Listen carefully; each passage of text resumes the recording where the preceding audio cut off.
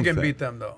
Yeah. The Weber days. He was a hunter, I think he was. And we're live. And we're live. We're officially live, podcast episode number 58. We have Tom Zenner in the house. We got Sosnick in the house. And we got Major Williams, special guest, running for the governor of the state of California in the house. Brother, good to have you here. Thank you. Glad Petros made the connection. Yes, right? yes, great guy. Petros sent me a text. He says, Pat, you got to hook up with this guy. And then he sent a group text to us. And then boom, we got on here. And glad to have you in Florida. Absolutely. Glad to be here. Glad to be here. So we got a lot of different topics to go to. I think it's fair first, before we get into the topics that we have. We got, first maybe let me preface what topics we had. Buffett and Munger made a lot of strong comments this past weekend about Robinhood, about who's going to be his replacement, which we have the successor's name to be thinking about and talking about. He poked at Bitcoin. They poked a bunch of different people. Their annual meeting. I mean, I've never seen them be like this. They just called everybody out. So maybe they've been taking a class the last 12 months on trolling, and they're trying to see if they can get better at it in their 90s. You got to respect them for that. They enrolled in the Trump School of Trolling. So we'll talk about that. We'll talk about the 10 key takeaways from the meeting that they had at the Berkshire Hathaway 2021 shareholder meeting. We will get into a new Disneyland obviously reopens after being closed for about a year, but there's a new scene from Disneyland Snow White ride that's prompting backlash. It's very offensive. I think we have to address it. It's catastrophic. We will get to it here in a minute as well. Beijing officially tops New York City in the number of billionaires on latest Forbes list. We'll get through that as well. Facebook says decision on whether Trump ban will be overturned coming Wednesday, which is tomorrow. We're going to find out what they do about this. It's going to be I'm actually curious to know what position they take on that. And we got a bunch of other topics that we can get into. Verizon just sold AOL and Yahoo for $5 billion. AOL, who was a juggernaut, and Yahoo, that was a juggernaut. They sold both for $5 billion, and the name AOL is gone. Now they're just naming it Yahoo. So AOL's gone. Gone. What am I going to do with my AOL email? I mean, I can totally. What are you going to do with the AOL chat rooms you used to go to? Or you were like. I might just change it to AOC email. That's the new up and coming. Is that really what it's going to be? Okay, so prior to getting to all this stuff, let's talk to our friend here, Major Williams. Major, when did you make the decision to run for the governor of the state of California? Well, I started, first, I would just want to say thank you for having me on the show. I truly appreciate it. Big fan. I was saying earlier that you've inspired so many people and educated so many people, during the course of what you've built and what you're doing. I didn't want to run for governor of California. This wasn't on my trajectory. I'm not a kid that grew up with politicians on my wall with posters. But after I ran for mayor of Pasadena, I wanted to stay politically active, and I created this group, this committee called the New California Governor Committee. And the pretense was to stay politically active and support the next Republican governor of California candidate. So during this process, we're vetting different individuals that are non-career politicians. And during the process of me giving my whole spiel, people would just say, Major, you should just run. I can't say it how you say it. But also they took the pretense of what I did locally in Pasadena, someone that they said that I couldn't win in Pasadena, which I didn't win, but the context is they had a bet that I would only get 100 votes. So being in sports and competitive, I said, I'm going to get 200 votes, right? But I ended up still in the voters block, got close to 5,000 votes. Nice. And so being able to message. Mayor of Pasadena. Mayor of Pasadena. Yeah, so nice. Having that impact locally, a lot of people don't understand that politics is like any other industry. They scout out talent. So people just kept saying, you should run for something, or you should do this. Who's calling you? Who's calling scouting? So these are names. Are they figureheads? Are they people that people would know in the political world? Well, there were some of those, but it was more so people just acknowledge what we've done locally. Got it. And did in different conventions that we would go to. And then from there, I just, made that decision. And, the story that I always share with people, I'm a very spiritual guy, and my grandfather passed away a few years ago by the name of L.J. Dean. And the old guy continues to talk to me, especially when I have difficult moments that I'm dealing with. And he came to me in a dream one night at 4:30 in the morning. He said 2 words. He said, "Step up." And I woke up, I prayed with my wife real briefly, told her what happened. And once I opened up my eyes, I literally had a vision of myself being sworn in as the 41st governor of California. And this was a year ago. Let's make it happen. That's big. Yeah. That's big. So let's find out, Kai, if you can pull up Major Williams' website. So what's the story behind Major Williams. We were asking you with your name. What's the story behind Major Sick Williams? name. Yeah, really. I love it. Are you kidding me? So first of all, I'm not in the military. It's not because of any military background. It simplicity came from a coach one day, kind of using me as an example in a huddle amongst other players. And they said, when this guy gets in the game, he's a major impact. So as young kids, being immature, every time I come to the locker room, oh, watch out, here comes Major Impact. Here comes Major Impact. And I thought it was like something kind of cool. So when I got into music, which we was talking about, and we'll talk about more, I need a rapper name, a music artist name, or a writer name. And I just chose Major Impact was the actual name. I made it official 3.5 years ago when I ran for mayor of Pasadena, simply because no one knew me as Courtney LaPaul Williams, which is what my mother named me, which gave me a lot of fights early on. And it's really simplistic. It was no long, drawn-out story when it comes to that. Courtney, by the way, wasn't there like a Stacey Augman? Stacey Augman, right? That's Plastic Man. Yeah, Plastic Man. He played UNLV. Was he at UNLV? Yeah. He was under UNLV. the coach, right? Yeah. And then he also Larry Larry Johnson. He went to the Hawks, I believe. Yes, the guy was of course. left-handed, just lanky, the guy, the way What he makes was. you bring up Stacey? The name Courtney, Stacey, Yeah. I think some of the names kind of go both ways. Unisex. But I got to unisex. tell You you, covered but Stacey King. I got to tell you, I like Major Williams. That's a killer name. That's kind of like Chris Paul one day out of the NBA. He changes his name to General Paul. It's kind of like that because they call him the General. So General Paul. So you're not advocating he goes back to Courtney. No, we're good with Major. No, I think we're sticking with Major. I think, look, if my mom, she wanted to name me Sasha. I swear to God, if my mom would have won that debate with my dad, I would have changed it also to Patrick Bet-David. So there's no way I'm going to be a Sasha Bet-David. So I can respect that. But you do respect Sacha Baron Cohen. He's phenomenal. He's so talented. It's ridiculous how he gets into those places. So let's go to the website on what you're running for, Kai, if you can find that. But meanwhile, why don't you kind of tell us some of the issues you're running for? Running on. The whole pretense of why I exist is because I've been in political climate for the last 4.5 years, behind the scenes, to be able to see the type of roles of candidates and also, leadership. And I just believe simplicity. The bigger the government, the smaller the people. And so I just ran under the pretense of what I represent. I represent freedom. I represent liberty. I represent lower taxes. And also having leadership in place that wants to empower people. When is the last time you've been inspired by someone in a political position and motivating people and just really caring about education, in the sense that I'm going to be supportive of trade school and also supportive of small businesses in our state. And also just making sure that you have someone that's a champion that's against mandatory type of leadership, especially when it comes to vaccines and bills like SB 276 and 277. And so I wanted to present myself as an alternative, and even to take it a step further, I wanted to be that barrier breaker, right? The person that's not so-called traditionally qualified for these particular roles. I don't come from 10 different, master degrees, or I'm not a millionaire, billionaire type of individual. So what I'm doing is essentially planting a seed in the next generation of what politicians or political service individuals can be moving forward. And if that's what I inspire, that's something I will hold dear to as well. It's interesting, just Pat, a California perspective here. They're really, now's the time to do it. They needed 1.5 million signatures. They got 2 million, at least 2 million. That's what they're reporting. And that's during the lockdown. Right. I'm just curious, was there a seminal moment for you? Because for a lot of people that turned on Newsom in California, it was the French Laundry dinner, right? That's when it just solidified everything that he's got to go. He does not get it. Right. He's dangerous. And then his lack of opening schools was the other thing. Big time. So he is in major trouble, I think. Major.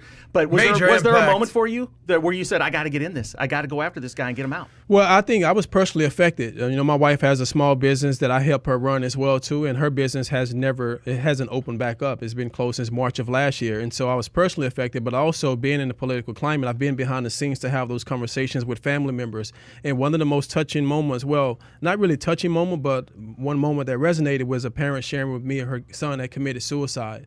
And his kid got hurt his junior year. He worked his butt off to get prepared for his senior year. So he didn't get a chance to do that. He's on Instagram watching his other kids that played his junior year still get scholarships, even though they haven't played all year. And it took a toll on him. And she shared this story, and I literally had chills. And I had tears in my eyes. I heard about that story. And I had tears in my eyes when she was sharing this very intimate, personal story. And so I do not like bullies. I've never liked bullies. Even in high school, I was 5'7", skinny, soaking wet. I will always protect people around me. And I feel like Governor Gavin Newsom and his whole leadership style is bullying to the point where you're punishing business owners for having the audacity to want to take care of their families and put food on their tables, and punish our kids, during this whole extended over-politicized lockdown. And so at some point, who's going to be that champion? It always takes a certain moment, a theme, or storyline to kind of change the narrative. And if I can be a part of that, that's what my intention is. And so that was one of the things that kind of triggered me to really have this this motivation to move forward on it. That's big. By the way, Kai, if you go onto the homepage, go to the homepage so everybody can see this, and do me a favor and flip the screen, go to the screen, make it smaller so the folks can see it. Go all the way to the bottom. You'll see in the middle it says for, against. Did you change? Okay, keep going. Go a little lower. When I'm on the side, I go to the bottom. It tells me what he's for, what he's against. So I am on majorforgovernor.com. Is that what you're on? Okay, right. Where does it say he's for and he's not? It should be at the top. Should be all the way at the top. Keep going up. Okay, right there. Okay. Pro-God, family, freedom, life, LEOs, firefighters, first responders, armed forces, forest management, legal immigration, second choice, community collaboration, Second Amendment, innovation, entrepreneurship. Sounds like Texas or Florida. Anti-mandatory vaccination, human trafficking, voter fraud, high taxes, overregulation, hate group, socialism, communism, online censorship, defunding police. Sounds like Washington, New York, and California. So the question for you, you lived in Texas for quite some time before you moved. Yeah, I'm originally from Dallas, Texas. So there's a couple different kinds of friends that I have in California. I lived in California 24 years, right? In February of 2015, we left and we moved. 2016, we moved to Texas, Dallas. Okay. And I put my headquarters in Addison. And we were there for 5 years. Our headquarters, the insurance company I run, is still headquartered in Dallas. I moved a media company over here. We have now roughly 30 employees. We're here in Boca Raton, right? So I'm one of the guys that left Iran. Right. Went to Germany at a refugee camp. As much as I love Iran, it was tough to kind of stay there with the family. They made a decision to leave. We go to Germany. Then we come to LA. Then I join the Army. I go to, Fort Campbell, all these other places. Then I moved my business to Texas, easy airport, 3 hours. I'm going all over the place. I can go to New York in 3 hours. It's easy. Florida, downside, travel, 6 hours, yet taxes, lifestyle, all of those things. So if Texas and California had a baby, it would be Florida. That's what I always say, right? But in California, there's two communities. Here's the two communities. And I'm curious to know how you're going to speak to both of these communities. The one community is those who are sitting there saying, I don't know if this thing's going to change anytime soon. Okay, if you go back and look at the last Republican was Arnold Schwarzenegger, and he was not really a Republican. Right. He was more of a center-left, somewhat right, but some issues left, some issues right. No one would consider him as a real Republican. Maybe the last Republican may have been an Armenian, by the way, Dukmejian, right? Maybe there was somebody after him that was also a Republican after Dukmejian. But what do you say to the folks who are in California who have no desire to leave? Their families are there. They grew up there. They grew up there. Friends, relationship, restaurants, small businesses, churches they go to. They really don't want to leave the place. But if they get forced, they're willing to make the move, just like a lot of these other guys made, where Intel left to Texas. You got Musk left. You got Rogan left. You got a bunch of these. Oracle left. Phil Mickelson left years ago. They trashed him. They wrote an article about him. And then Tiger talks about it quite. Like, listen, don't talk about you left California. Just kind of keep it down. Well, tell Major about the love letter you wrote to California. I wrote a love letter to California. But the question I got for you is, both the folks who are thinking about leaving and those who the idea is becoming more serious, well, maybe it's not in the next 3, 6, 12 months. Maybe it's a 2, 3, 4, 5-year move. What would you tell them for them to reconsider wanting to leave the state of California? Well, I would tell them, there's still a lot of opportunity. California is it's the epitome of states. Like, it's the brand of all states. Regardless of whatever we're going through right now, there's an opportunity for it to quickly turn around with the right culture and leadership in place. And so if you understand what we're representative of in regards to what we're offering with our brand of leadership, that in itself should give you some excitement. But what I found traveling across the state of California for the last year is that everyone is united in frustration. And I always say that. Everyone is united in frustration. And as you hit on earlier today, there's so much opportunity. People are looking for the opportunity. So if you have someone that comes in with better solutions and better ideals, there is a dynamic that tells people that we can change it. And they're not they're in a place right now where no one is speaking to them to kind of change it. No one is actually trying to work to solve their problems. And what makes me uniquely different is that I let them, join the conversation of how we change things here in the state of California. And a lot of people haven't done that. It's normally the politicians saying, I have the magic wand. I have it all figured out. I have all the answers. Trust in me. Believe in me. Whereas I say, I believe in us. So far, we've been in the stands of frustration together. Now we have to take ourselves out of the stands of frustration, get on the battlefield in our political arena or our state, put on jerseys and fight for it collectively together as players versus being spectators. And that message in itself gets people fired up, and it changes the mindset of what you really think about this particular state, because it can change significantly easy. If California was a business-friendly state, the dynamics drastically change, because it's a domino effect. If you change the economics and the budget criteria, it affects everything else, including homelessness. And I actually took your advice in regards to my platform. I don't know if you saw me posting about it in regards to eliminating the state tax, right? And bringing in and implementing a tourist tax. Yeah. That was something someone sent me the link. I was like, I like that, and so I adopted that. And so that's flexible leadership that's actually trying to. It shows you're listening. It shows you're listening to what the people are saying. Absolutely. Yeah. And I think that's what's resonated. And I think that conversation in itself gives them a little pause. You know why I like his angle is because it's the complete opposite. Here's a guy who left Texas to California. Right. You look at the stats on the state of Texas, California last year, the entire population increased by 20,000 net. Only 20,000. That's a small number.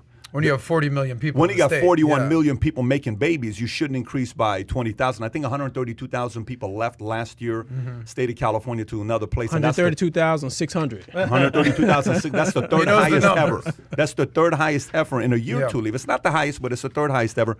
I think your approach, because think about it this way. California, Florida, Texas, New York. When COVID hit, it was those four players. It's almost like Eastern Conference, Western Conference, right?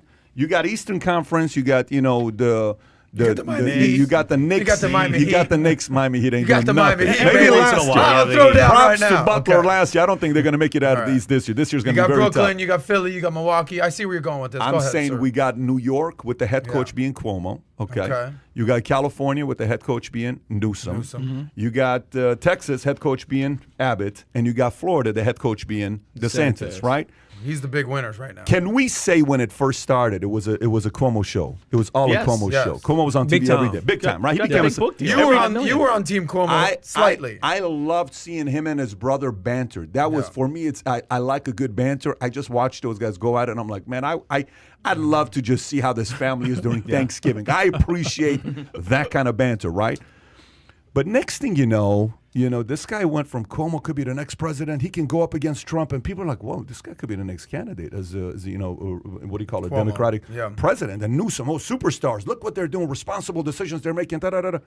And Abbott and DeSantis look like they're reckless governors. So for the first 6 months, we were saying California is going to win the championship, New York's going to win the championship.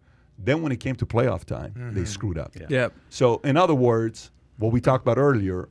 The Phoenix Suns are a seasoned team. Some teams are playoff teams. Maybe California and Florida and Texas are playoff teams. But we got a candidate like this that's presenting Texas ideas in a state like California. Imagine that. Pat, and here's the other thing too, and Major, you got Newsom right now, who I think is just governing to save his ass. I mean, basically everything he does right now is the opposite of what he was doing before. Is to appease people, to give them a little bit of hope. I mean, LA's open. There were no deaths in LA the last 2 days. Cases are so low, it's unbelievable. But someone has a huge opportunity in California because people are ticked off. It's all we talk about. Like dinner parties, you get together on the weekend, you're talking to friends, parents, groups at sports. What I'm hearing is both Democrats and Republicans are on the same page. Totally. Yeah. So, and it wasn't a Republican recall. Let's make sure that we preface that. 19% are Democrats. We looked at the numbers. 19% of the recalls Democrats. That's what it's being billed as. Yeah, Newsom's trying to spin this as this is, a bunch of Trumpers, QAnon, and it's the people that stormed the Capitol, which is not true. Right. Everybody's upset. I guess my question is, what's your strategy? Where's the opportunity for you? Because I think if you zeroed in on moms, on parents, people are really ticked off. They opened our schools for 2 hours. So if you've got a kid in middle school and then one in high school like we do, You're going back and forth to school twice a day. Right. It makes no sense. My daughter's on the track team at Miracosta in Manhattan Beach, freshman.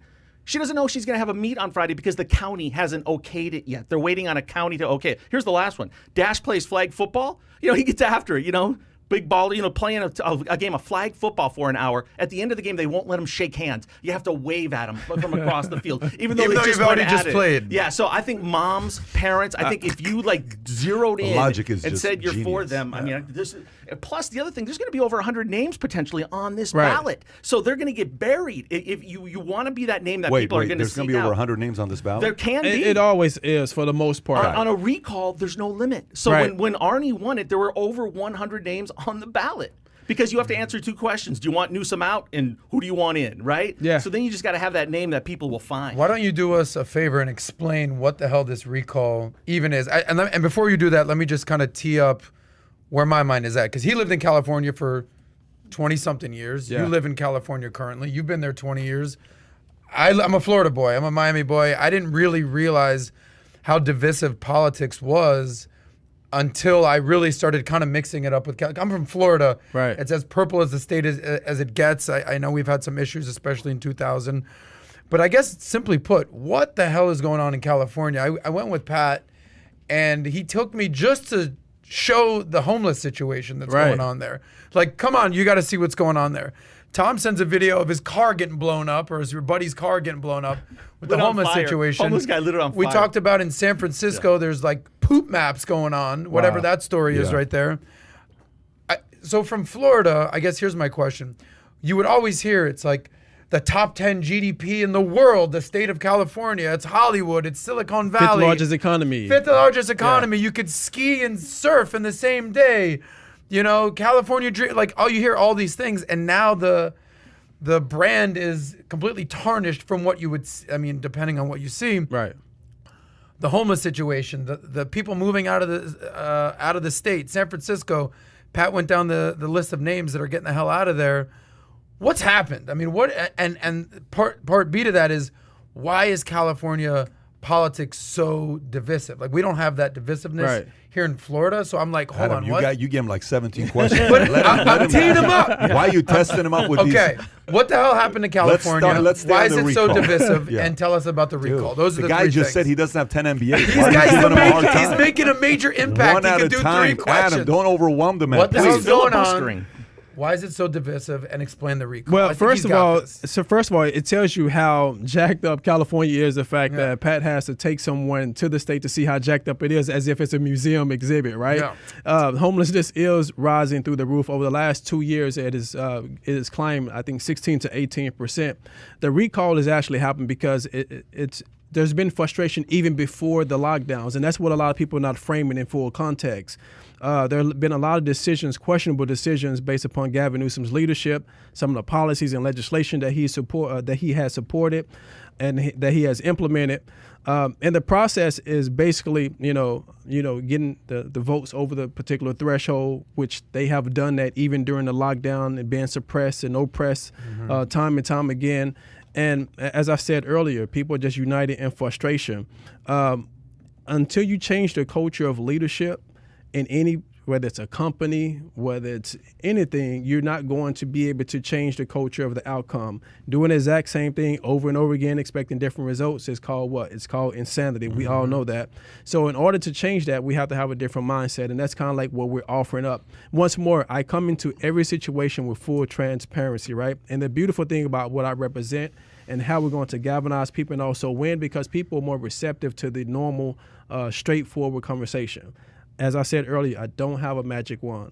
I don't have every single answer, but if you look on my website, there's the Restore California Plan. The Restore California Plan is a live open document task force, meaning that you can leave a video message and add your insight, your input versus just complaining. Now you have an opportunity to be a part of us actually coming to the table to start talking about solutions. And I think once that's implemented with a different brand of leadership, we're going to see a change of the tide when it comes to California. Let me ask you a question. Because the current playbook of being a governor or president has changed. It's changed. Obviously, Arnold did it being a celebrity, and he won, I think, 5.3 million to 3.7, 3.9 million when he went up against an opponent, his opponent in whatever the year was when he won. 03, yeah. 03. So the playbook is The Rock. Will you run for office? You know what I would consider? I don't know if God is looking down saying he sees it, big, da-da-da-da. You can tell that was kind of like he was prepared to give that answer. But, if it came down to it, I would love to be a president. So what's Rock saying? He's hinting that he's going to run because he's following Arnold and Trump's playbook. Like, look at Trump. Becomes a president through Twitter. Obama, he realizes what's going on with social media, gives that 2004 speech. Right. Everybody's talking about around the world. He becomes a rock star. Boom. He becomes a president, right? Your presence online is not strong yet. You don't have a big enough presence. So how do you plan on making up for that? Because messaging, if I close my eyes and I just listen to what you're saying, I'm like, amazing, phenomenal, fantastic, great. I agree. I like it. I love it. Your biggest enemy will be raising money. Who was the other one that's running for governor in the state of California? Cox, is it? That had $19 million or something? The last time he ran, yep. The last time. And he already put up $1 million of his own money. So you're going to have a money issue.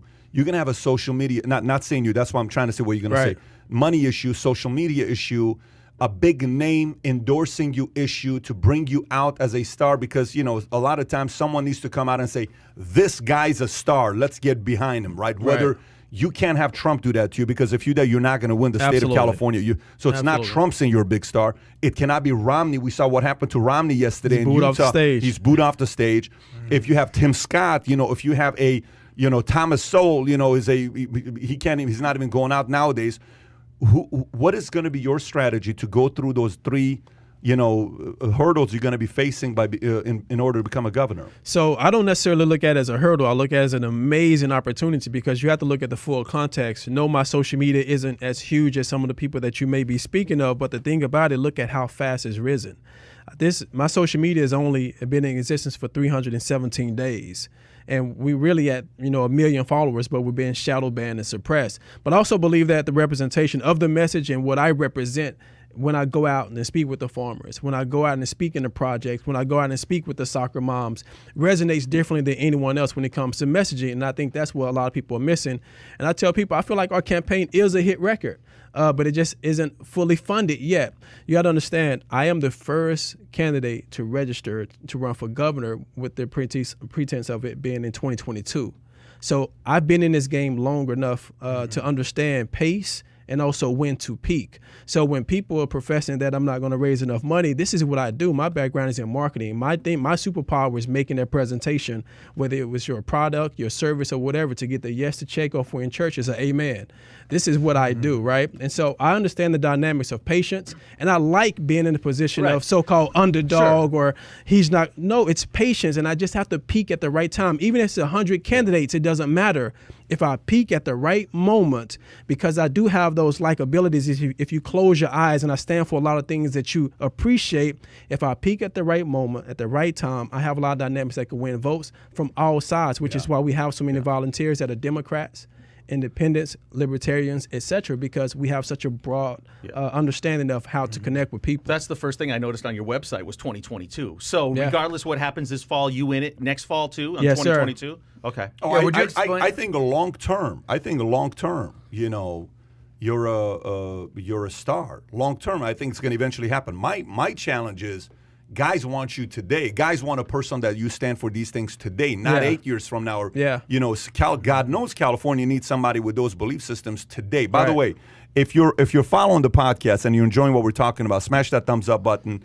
If you're glad that we have Major Williams on, and hit the subscribe button as well while you're on there. By the way, I put Major Williams' Instagram profile in the chat box. If you haven't followed him, go give him a follow. I just put the link right there. Literally click on it. Go give him a follow. Maybe even DM him a message. But going back to you running for, governor. So let's just say we have 100 candidates, right?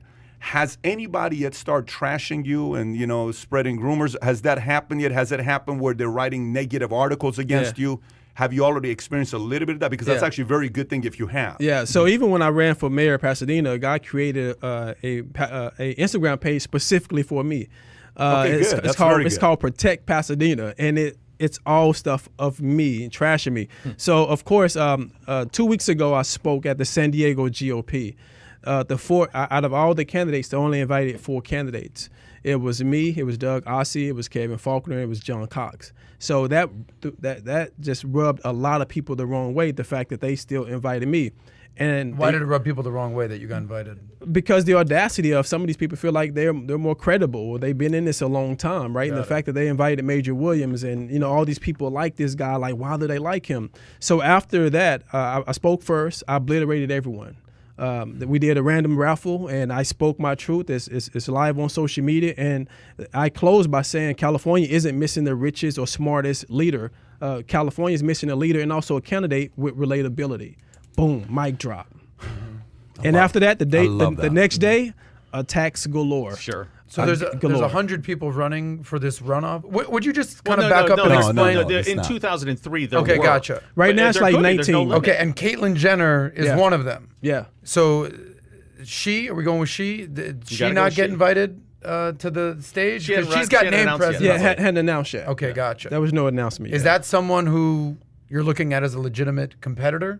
No, I'm not. I'm not looking at anyone as a competitor. I say personally, I would vote for an electrician before I vote for any of the people that are there now, because at least an electrician deals in completion.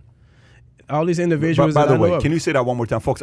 If you were doing anything else, I heard you say that at one of your rallies, you were up there on stage talking about it. Please listen to what he just said. Can you repeat that one more time? So the person that I would vote for, or I would wish was running, was someone that has like the pedigree of an electrician, because at least an electrician, they deal in completion. And what I mean by that is your habits and your mindset. When you go into an office or a house or whatever, they have to complete that job to get the yes or the approval, right? So that's a process. Politicians don't deal in completion. They deal in pushing paper and pushing the narrative on someone else. When did you come up with that? How did that even? Well, I'm an entrepreneur and small business owner, so me and my wife have to figure out creatively how to keep the lights on every single month. So we're always ambitiously working towards completion. We have to have completion to take care of our 3 boys. Politicians, these guys are career scholars or academia, right? And they don't know, they don't have any imagination on how to solve the so-called complex issues and problems that they continue to talk about. I have a marketing strategy for you that I'm gonna share with you here publicly. But a guy here is asking a question. Ryu Carito just gave $10 saying, "What's your plan to lower taxes? I make $20.50 an hour, and I seem barely to scrape by. When I get overtime or make extra in 2-week pay, I've been taxed as much as $700 for that. How do you plan on lowering taxes in the state of California?" One of the ways, so we can't even address taxes until you have leadership in place that understands how to create new revenue.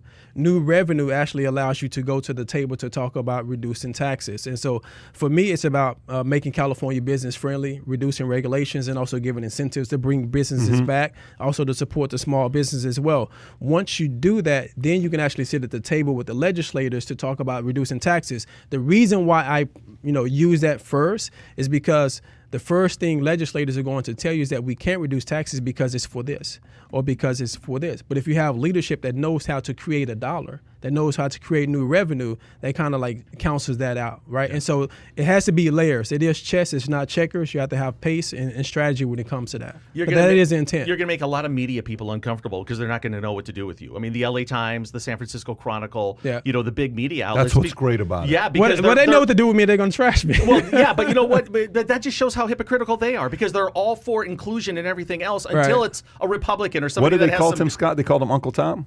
Or Uncle Tim. Uncle Tim. Or something like that. So it's interesting. Why would you say they wouldn't know what to do with him? Because he makes a lot of sense, number one, and he's African American, and it should be, somebody that they should be getting behind and supporting, especially with all the common sense ideas. Are you saying just because he's a Republican, they would not have any part pretty of much, yeah. Republican, African American. Those two, go together. By the way, what do you think about when you think about Martin Luther King? For me, he was inspirational. I love the fact that he was complex. I love the fact that he wasn't perfect, but I also know that his words resonated with many people during that time and period, and it resonates even to this day for a lot of people. Now that's a poster that I had on my wall growing up as well too. But I also, show resentment for history, because those are the only brands that I knew growing up. When now, as a mature adult, I'm finding that there are so many other individuals that are out there as well. Such as? Well, I mean, even in my high school, in elementary, we never even heard of like Frederick Douglass. And that's crazy because that's like, even now, like we know of that, right? And so his writing. What's the one book he wrote?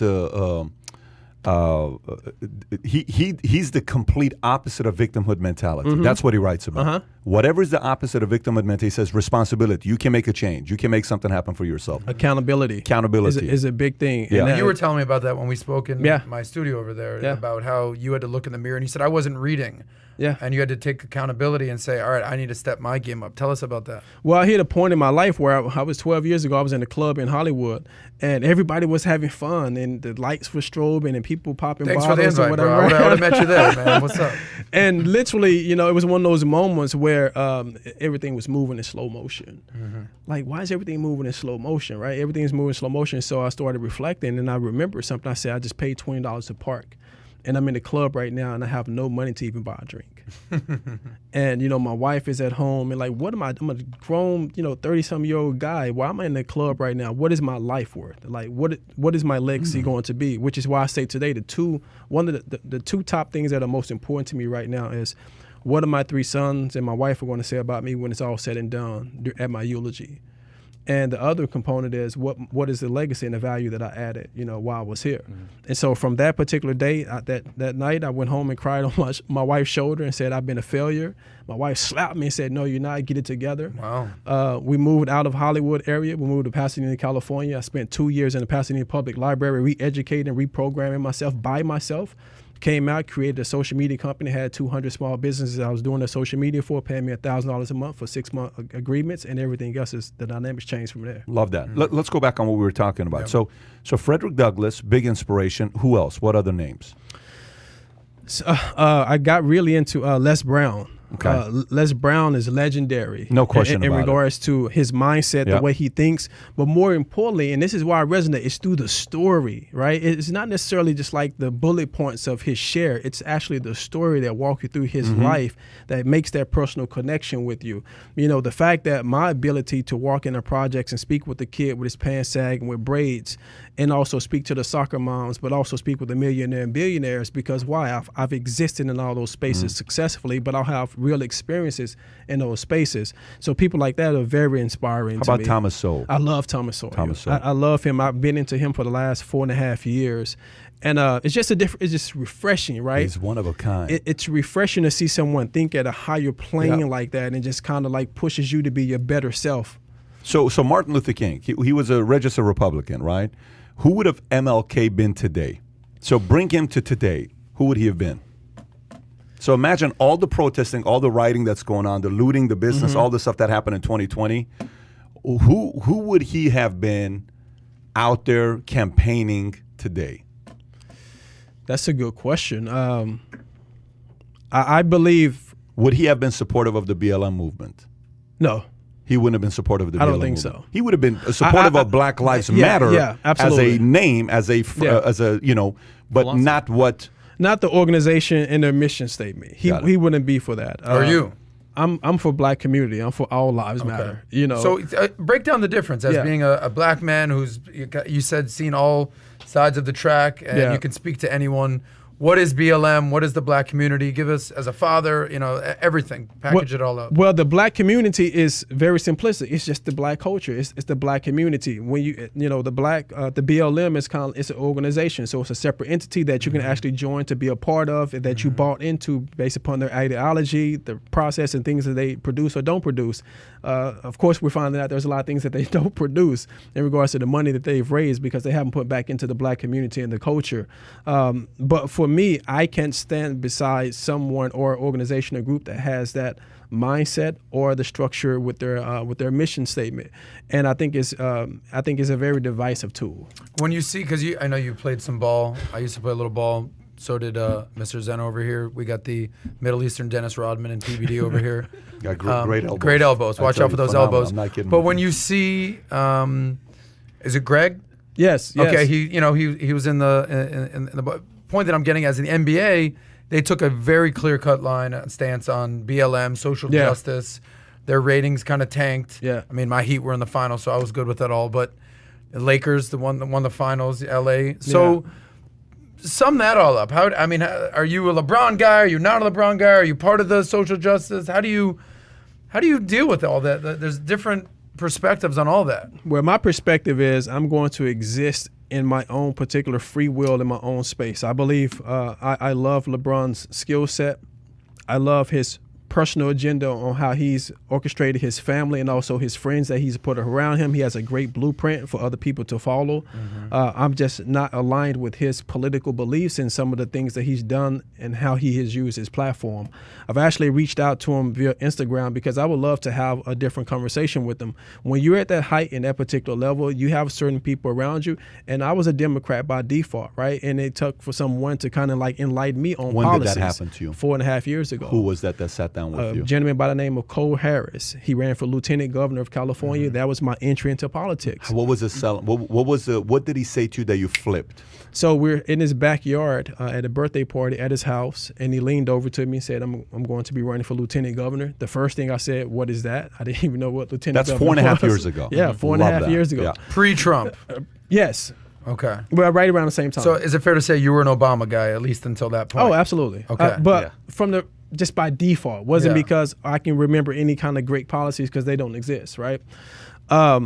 And then we started, going like that line right there? Boom, boom. Then we started going down the rabbit hole of policy, and what I was able to identify as a free thinker is it was the policies that was beneficial and also detrimental. But then I was able to apply that to how I grew up. So my mother used to tell me that the government loved us, but what she really meant was Democrat loved us. The Democrats loved us simply because of the welfare check she was getting. Right. So as a kid, and your mother is telling you this, they're protecting us. So I feel that they're for us, but there is a ceiling, right? People, you don't understand that at that particular point. Conservatism for me, and my guy, Cole Harris, I'm speaking about, it was explained simplistically like Republicans and conservatives. We rather show you how I made that $100 versus give you that $100 because that empowers you. Yeah. I love what you said about LeBron because I think that would be a great strategy for you because whether you like LeBron's politics or not, and he's very polarizing and he's really, really gone really far lately, but he's brilliant. He's smart. I mean, you can't argue with that. And I don't think he'd have a lot of arguments against you. And I think if you could have a reasonable conversation, that's what you started the show. But my thing is, if Black lives do matter, LeBron, you should at least talk to me. I'm making history. But you have so much credibility to have that conversation with him, and hopefully he'd allow himself to listen. Yeah. Because you would not have a bigger megaphone. And if you don't go to Maverick Carter. You know, he's an entrepreneur just Rich like you. Paul. Yeah, go to those guys and stay at them because that would be a great conversation. Have you heard back from their camp at all? Not yet, but I do need to reach out to the additional individuals like Maverick and also Rich Paul as well too. Because like I say, I love their story. I like the fact that he empowered them and made them get educated to come on board to help him run his organization and whatnot. And if they're actually interested in making an impact and making a change, they should sit down and have a conversation with you. Right. Because what we've seen is if you don't speak,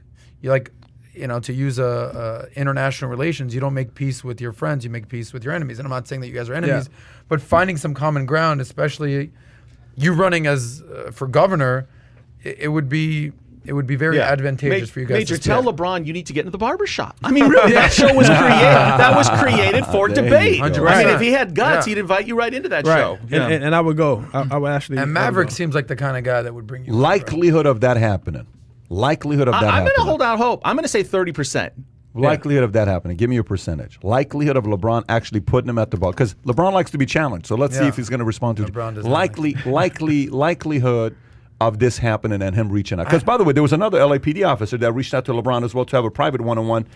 Big guy. I don't know if you saw that or not. This was last week. Likelihood of LeBron. I'm an optimist. I really like Major's message. I think he could relate to LeBron. Well, I'm going 51%. He should because we come from very similar backgrounds, right? Single parent household, grew up in poverty. You're both entrepreneurs. Both entrepreneurs. Both were willing to sacrifice ourselves and work hard and just really want to do well. He created a school. That was a great thing. I have my nonprofit, Major Kicks for Kids. We give away over 1,000 pair of shoes every single year, 2,000 haircuts, put on empowerment events for the next generation. Why do you think that someone like LeBron or someone as outspoken as any of these NBA leaders has not come over to your way of thinking. As an example, you said, I mean, the facts Can support. you tell me the first time ever LeBron sat with an opposing argument? Like, when have you ever seen LeBron sit with an opposing argument? Yeah, when he sat with the guy about coming down to South Beach. I'm taking my talents to South Beach. That's not opposing though. Well, it got a lot of backlash. But so what I'm trying to tell you, what I'm trying to tell you is, when is the last time he sat with someone Jim Nance.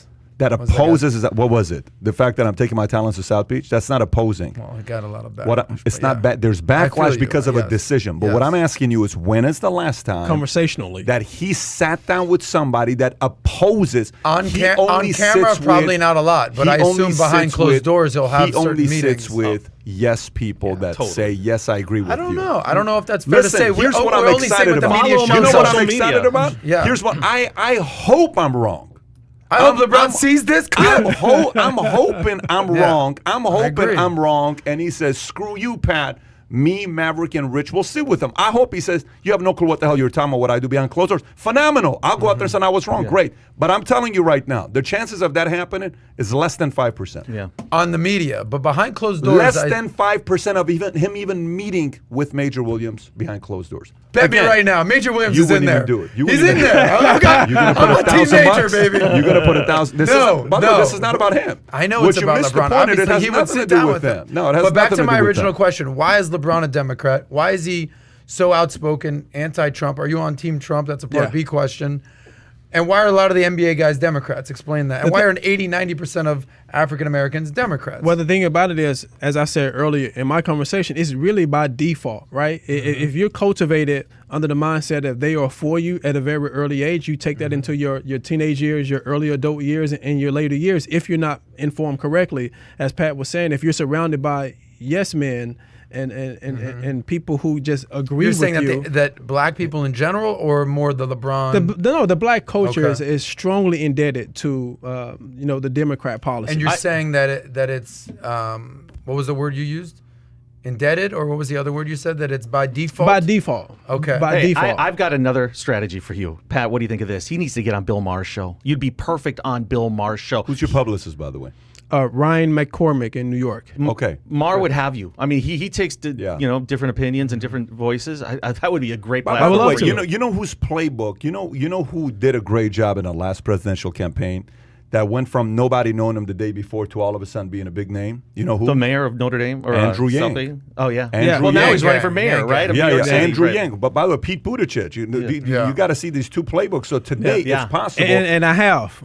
If you have an argument to do that, so for you, so I think that's the playbook. But here's one thing I was going to say. Like, the whole thing is having a campaign that sticks, right? If I tell you Herman Cain, obviously he's not here with us anymore, but Herman Cain's campaign was what? 999, if God only wants 10%, you can give, the government 9%, right? 9% federal, 9%. Remember the whole thing he did with 9? Right. I don't know if you remember that. I remember Herman Cain, Godfather Pizza. I don't remember the 9 thing. Yes, that was his gimmick. All the time. And it stuck with people, right? Right. If you go to great campaigns of what they talked about that stuck, you have to have a campaign that sticks, a slogan that sticks, right?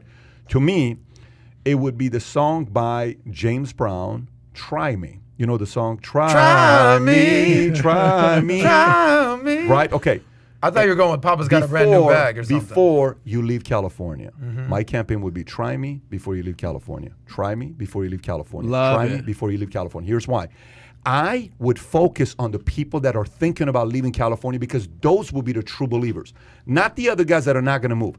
Get to the person that's sitting there. I talked to my buddy, basketball player. You know who I'm talking about. You met him. We went to Rafi's place. Steve. Baller. Steve will leave in a heartbeat. You know why he can't leave? You got mom, dad, cousin, brother, sister, business, relatives. He's supporting so many people. It's a tough move to leave, right? But I will tell you, a lot of these guys are actually thinking about, they're considering the potential of moving. But if somebody says, look, before you move, try me. I'm telling you, before you move California, try me.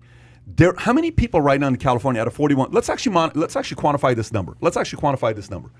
California's got 41 million people. What percentage of 41 is under 18? Let's pick 20%, right? Let's say out of the 41 under 18 is what? 8 million. Okay. Let's say out of the 41 in California, what percentage is over 65 that's not going to move anywhere? Let's say another 15%. So that's 35%. You got what? You got 25 million people left. Out of the 25 million people left, what percentage are Democrats that will never leave California? Okay, let's say 50%, which is what, 22.5. So we're left with 20 million. Out of that, I'd 20, say more than 50% for the Democrats. let's say we have 10 million left. Okay. Out of that 10 million that's left in the state of California, Yes, sir. how many of them do you think have had the conversation, not that they're going to move, have had a serious conversation at the kitchen table saying, babe, what about Nevada? What about Texas? What about Florida? What about, you've had the conversation. You just haven't left. Many have had the conversation, but they just haven't left. But they're on the tipping point. How many people you think have had the conversation, tipping point, but they just can't make the move, but they've had the conversation about leaving A lot. And you probably Give me a only- number.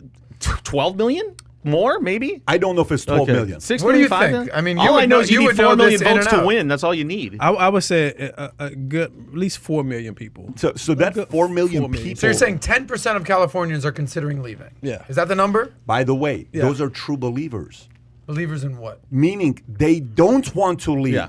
Yeah. You Right. can keep them, but if you can fight for me to say, dude, I love California, I don't want to leave, but I want somebody that's going to be able to make some changes before I leave, because we're seriously having a conversation.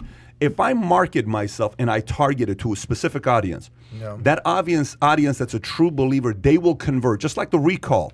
The recall, how many recall conversations do you think happen at a kitchen table? Just At like the least 2 lieutenant, million. Right. just like the lieutenant governor had the conversation with them, saying, "Hey, 4.5 years ago, here, Republicans teach you how to make $100. Democrats say, here's $100." Right? The difference Right. on how that principle stuck with them with coal. Right. If the people are having a conversation right now, saying, "Dude, before you leave, try Major Williams." And I actually think that's absolutely amazing. For like 11 months, I worked for DirecTV back in 2010, right? And one of the taglines on the sales on the phones, and I was really good at it, we would say this line, so this is good for you because. It's very simple, but when you say that and gesture it in that way, it always, percentage-wise, got people to think and pause. And it felt like I was adding value. No, this is good for you because, and I use that in my mayoral run as well. I would always say that, and this is good for you because, and then I will identify the issue, the problem, the cause, or the fix, right? So the fact that now I'm positioning myself like, try me. Yeah. And I know psychologically, the morale is low. And so for someone to present themselves as try me, and it's actually me in an image of what I represent, adds to it. Yeah. And let's take it full circle in regards to what we represent. Like, I'm not a career politician. I came out here with different ambitions and I've tried different things, right? That's what a lot of Americans have done. That's what a lot of Californians have done, especially in the Hollywood area, right? We want to be moguls or multifaceted, right? I've been with my wife since the third day I moved here, right? She was one of the main reasons why I stayed in California. And we've been together 21 years. I have a black wife. That's a lot of conservatives don't have that as well. And it's not to put anyone on blast, but when you're talking about leadership and that's relatable broadly, that factors in as well. I'm a marketing guy, so I understand agree. those Yeah, dynamics, I right? think you're very marketable. Yeah. I Well, think you're very marketable. You got one quality going Yeah. for you you're likable. I mean, Thank you. people can't walk away. They might not agree, but they're not going to dislike you, and that's Right. that's a huge win, because if you multiply that by every room you get into or every interview you can do, man, you can turn people. Well, that's what's happening. So the smear campaign that's happening right now is that they have nothing, but they're using everything from my past all the way to now to try to have ammunition to make people not like me. So they're sharing stuff from my Tumblr account. They're sharing like stuff from like all old That's stuff great. when I did music and all this stuff. So actually like, great. how is he going to be governor if he's making music and raunchy videos and stuff like that? But they don't understand that they're Adam's giving been me in free plenty of raunchy promotion. videos. Yeah, They give me free promotion. You got my vote once I saw those videos. Done. That's my guy. I have a question for you.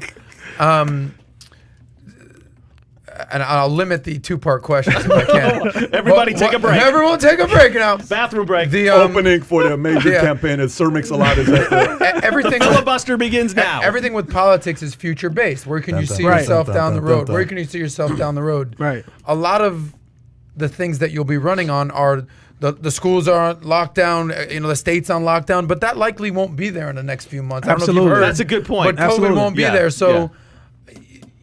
so that's my point. Is exactly it's like, all right, great. We're like, clearly Gavin Newsom screwed up. I mean, I think he had a landslide election and 60% of the vote. crazy numbers, It's and now historic. he's, obviously getting recalled. So future-based cause. How do you win? And then how does a Republican actually win California? I think that's the biggest question here. It's not about you. You clearly have great ideas. It's how does a Republican actually win in California? So it really comes down to your skill set as a candidate. Republicans have had weak candidates in the past that hasn't been able to have that relatability. That's a different dynamic for us. You win by creating a movement, have great messaging, and some of the things that we're looking at even beyond that is just identifying what was the issue even before the lockdown, which is homelessness, and also us being business friendly. The trucking industry loved me. They're getting pushed out as well.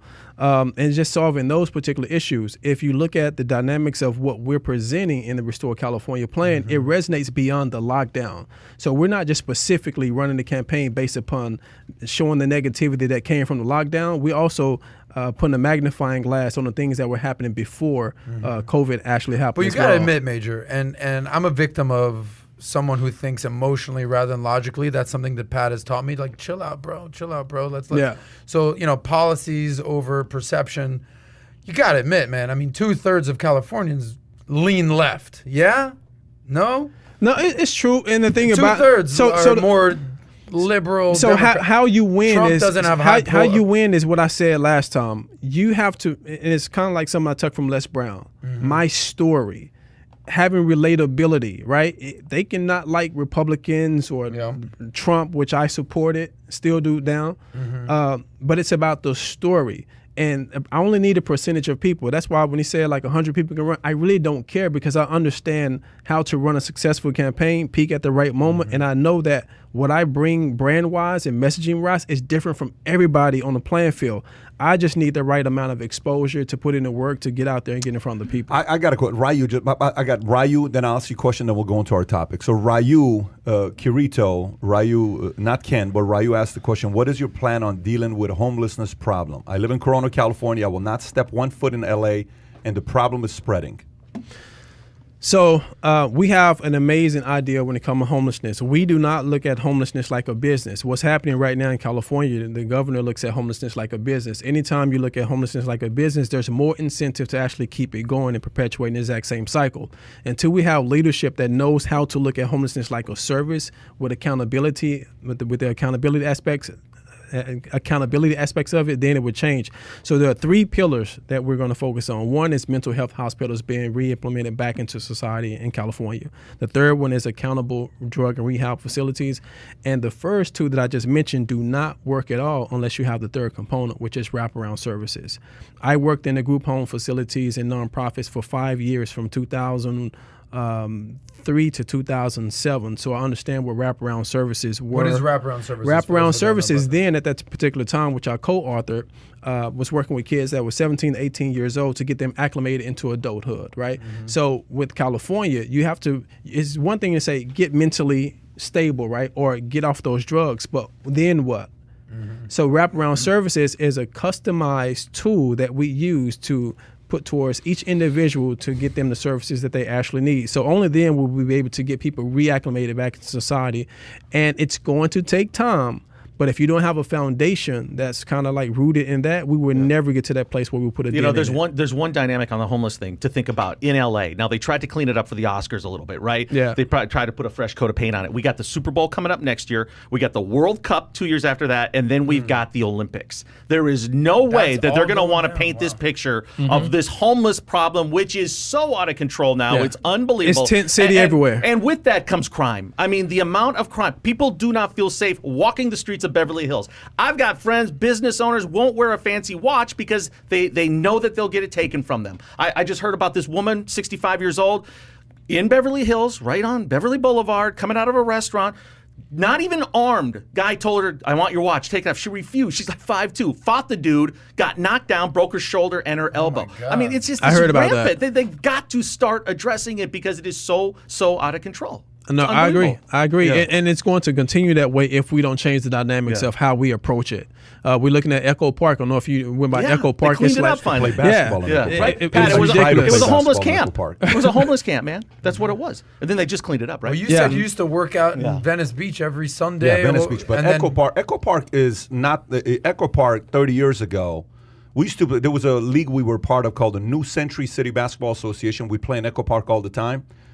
It was gangsters everywhere. Was not the best place. I mean, we're talking about, I was part of the league with Blood, Mara Salvatrucha, we had Crip, we had Black Diamonds, we had everybody that was there together. It was terrible. Wow. Terrible Echo Park. Yeah, but we're talking like 30 years ago. I was 14 years old, 28 years ago. Are the Bloods and Crips thing still a thing in LA? Yeah, it's still a thing. It's still a thing, but it's just not highlighted in regards to how it used to be. No, it used to be a thing. It's not what it used to be. It's more diplomatic today than what it was before. Yeah. 40 years ago, like Colors, when that came out, like that's when it was peaking. Well, did you ever see the meme that's going around? Like some guy had everyone's wearing face masks these days, had a blue handkerchief. A lady had a red handkerchief. They're like, it's going down, bro, in the supermarket. Okay, but let's go. go. No fighting. Let's go into some issues. Let's go into some topics and issues we got here. Okay, so if you're liking a podcast so far, smash that thumbs up button. We're at 2681. Major Williams, I asked him, what are you going to do if we crack 3,500? He says, well, I don't know. We're going to have a shot at tequila. So Adam would like for us to get to 4,000. I said, let's stay at 34.99. I got a conference call today. I'm a team player. But we'll see what's going to happen. Tom hasn't. Yeah, have you had tequila at 10 o'clock in the morning? I don't think I have. Like, I don't think I've ever had tequila at 10 o'clock in the morning, but I've had it at 7 o'clock in the morning. From the previous day. Yes, from the previous day. Well, let's let our viewers know there's a separate channel. Smash the subscribe. Everything you talk about. Yes, this is a separate channel. Let them know, PBD. Yes. And I just sent Major Williams' Instagram account. Again, follow him, send him a message, DM him, let him know you're watching him here. So let's go into some topics. Disneyland reopens, page number 2, after being closed for more than a year. Disneyland reopens after being closed for more than a year. That's a CNN business story. Disneyland, but many healthy safety protocols will continue to be enforced. The capacity of the theme park in Anaheim, California will be significantly limited to comply with the, California's health safety requirement and promote social distancing. I think the number is 25% capacity. In addition, until further clarification from the state of California, only California residents are allowed to visit the Disneyland Resort theme park. So if you're out of state, like we could not go to Disneyland in the state of California, in groups no larger than 3 per household. 3. I mean, what if you got 2 kids? They'll turn you around. You have 3 kids. Single mother with 2 kids. Yeah. That's it. You gotta pick your we don't want favorite married kid to couples go. coming here. Additional Unbelievable. health safety measures include requirements, face coverings for all guests 2 years old and older, 2-year-old, temperature screenings for all guests entering the park, cashless transactions, and capacity limitations at attractions. Disneyland's union have pushed California Governor Newsom to reopen the park. Earlier this year, a group of California State Assembly members also proposed a bill aimed at speeding the reopening of Disneyland and other large theme parks in the state. So I'll go to you first, Major Williams. What do you think about that? Well, I think it's been overextended in regards to the lockdowns, and I don't know. I mean, look at the dynamics.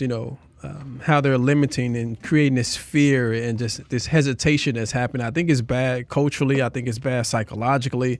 And I just don't get like the rationale, the common sense aspect of it. I think it's once more, it's not even an overreach, right? It's not like an overreach. It's just like silliness at the end of the day. So there's no elaboration on it. It's just ridiculous. Yeah. If you were governor, what would you do in this instance? What would your Disneyland policy be? Well, I don't know. I don't know the reach of a governor when it comes to Disneyland. Well, you got security. You can get on any ride you want right away. There's no lines, man, when you're governor. Wow, you got the real speed pass. Only with 2 people. The ultimate speed pass. Relax. I don't know. Like I said, that's something you wouldn't delve into, is what you're saying? I mean, I believe that from a statewide perspective in policy, it would be very transparent in regards to where I stand when it comes to that. But I think it'd be a little bit harder legally and legislation-wise when it comes to some company like Disneyland. One of the good things is, I don't know if you saw this, but when you enter Disneyland now, the Snow White and the 7 Dwarfs are offering you free COVID vaccines. I mean, they're in there. They're working hard. It's amazing. They're keeping them busy. Are you going to take your kids to Disneyland? I'm not going to do it now because it's way too much. No, wait a minute. Hassle. That was a joke? Yeah, that was a joke. Okay. My bad. I never really did stand up. You gotta, Tom has jokes. Okay, you have to be ready for it. You don't know what you're getting. You're going to see more of this from Newsom. Unfortunately, he's going to open up Disneyland more and more and declare it a win. Here's the one thing that scared me the most. I don't know if you guys heard this. Kamala Harris addressed the United Nations, and this kind of has something to do with Disneyland. But did you hear her say, "We got to get ready for the next pandemic"? I mean, did you hear her say that? I mean, I cannot believe that. And it also makes me think about all those businesses in Orange County, those small businesses, the hotels, all the vendors. Right. I mean, there are so many businesses that went under. And it is just so ruthless of what happened there. And you wonder, is he against them, or was this a strategy to shut down some small businesses? You will have people say that that's been part of his strategy as well, to literally take out some of the small businesses and make you dependent on it. But I think psychologically it's helpful that Disneyland is open. It's the happiest place on earth. Right. You know, it should be open. So you live there. Why you wouldn't take your No. family? I just want to understand right now, you as a resident. It's way too complicated. I mean, Right. all those I wouldn't restrictions go. and everything I right wouldn't now. go. I'm not It's going just to wait too many. online to get tickets. I mean, eventually when it opens up again, Well, go. you got to have a reservation. First of all, Yeah. you can't just go. You can't just. can't. You can't even buy The tickets. line is 8 Going minutes. to a dinner. Can you imagine? You got to make a reservation. I'll do a party of 4, 6 o'clock Friday night. Yeah. Pathetic what they're doing over there. Why don't we talk about what you did? You did a how-to board episode about what Disneyland, Disney versus World. Disney World. Give us a little insight into that. Look, it's the exact same situation I gave you, where you have the Eastern Conference, Western Conference. You have the whole thing with California and the brackets. California and New York against Texas and Florida. DeSantis, like, look, we're keeping Disney World open. Don't even sweat it. And Bob Iger, who was sitting on the board for Newsom, he was helping out Newsom on bringing back, the state of California. The moment Newsom announced that he's still keeping a shutdown, the next day, Bob Iger resigned. He said, I'm not even doing this. And Bob Iger is a Democrat who thought about running for office when he wrote his book, the book that he wrote about his Ride of a Lifetime. Ride of a We just Lifetime. read it. Yeah. So here's a CEO. He's got two. You got Disneyland, California, Disney World, Florida. He's a Democrat. He's sitting there saying, listen, as much as I'm a Democrat, and why are my Democrat friends keeping my place closed, and I lost 78,000 jobs, and over here they're keeping it open, and my guys over there have jobs, and small business owners around there, they're staying in business, but small business owners around Disneyland that rely on that traffic, they're going out of business. Well, speaking of Bob Iger and bigwigs that are kind of in Newsom's camp, I think a lot of people in Silicon Valley just came out in support of Newsom. Oh, yeah. They're all behind him. What is sure. that story? Yeah. Why are they behind him? Why is Big Tech behind him? Why is Silicon Valley behind him? They're the ones saying that it's a Republican recall. Right. Give us some insight. I mean, it's on what in they're our best thinking interest, though. So when it comes down to policy and legislation and regulations, he's always sided with them when it comes to that. So, I mean, that's a no-brainer for the tech industry. I don't know if it's like universally with the tech industry, but a big portion of the tech industry are going to be for the champion that's for them. And that's what's happening. I just want to talk about Disneyland once more in regards to the businesses that have been affected.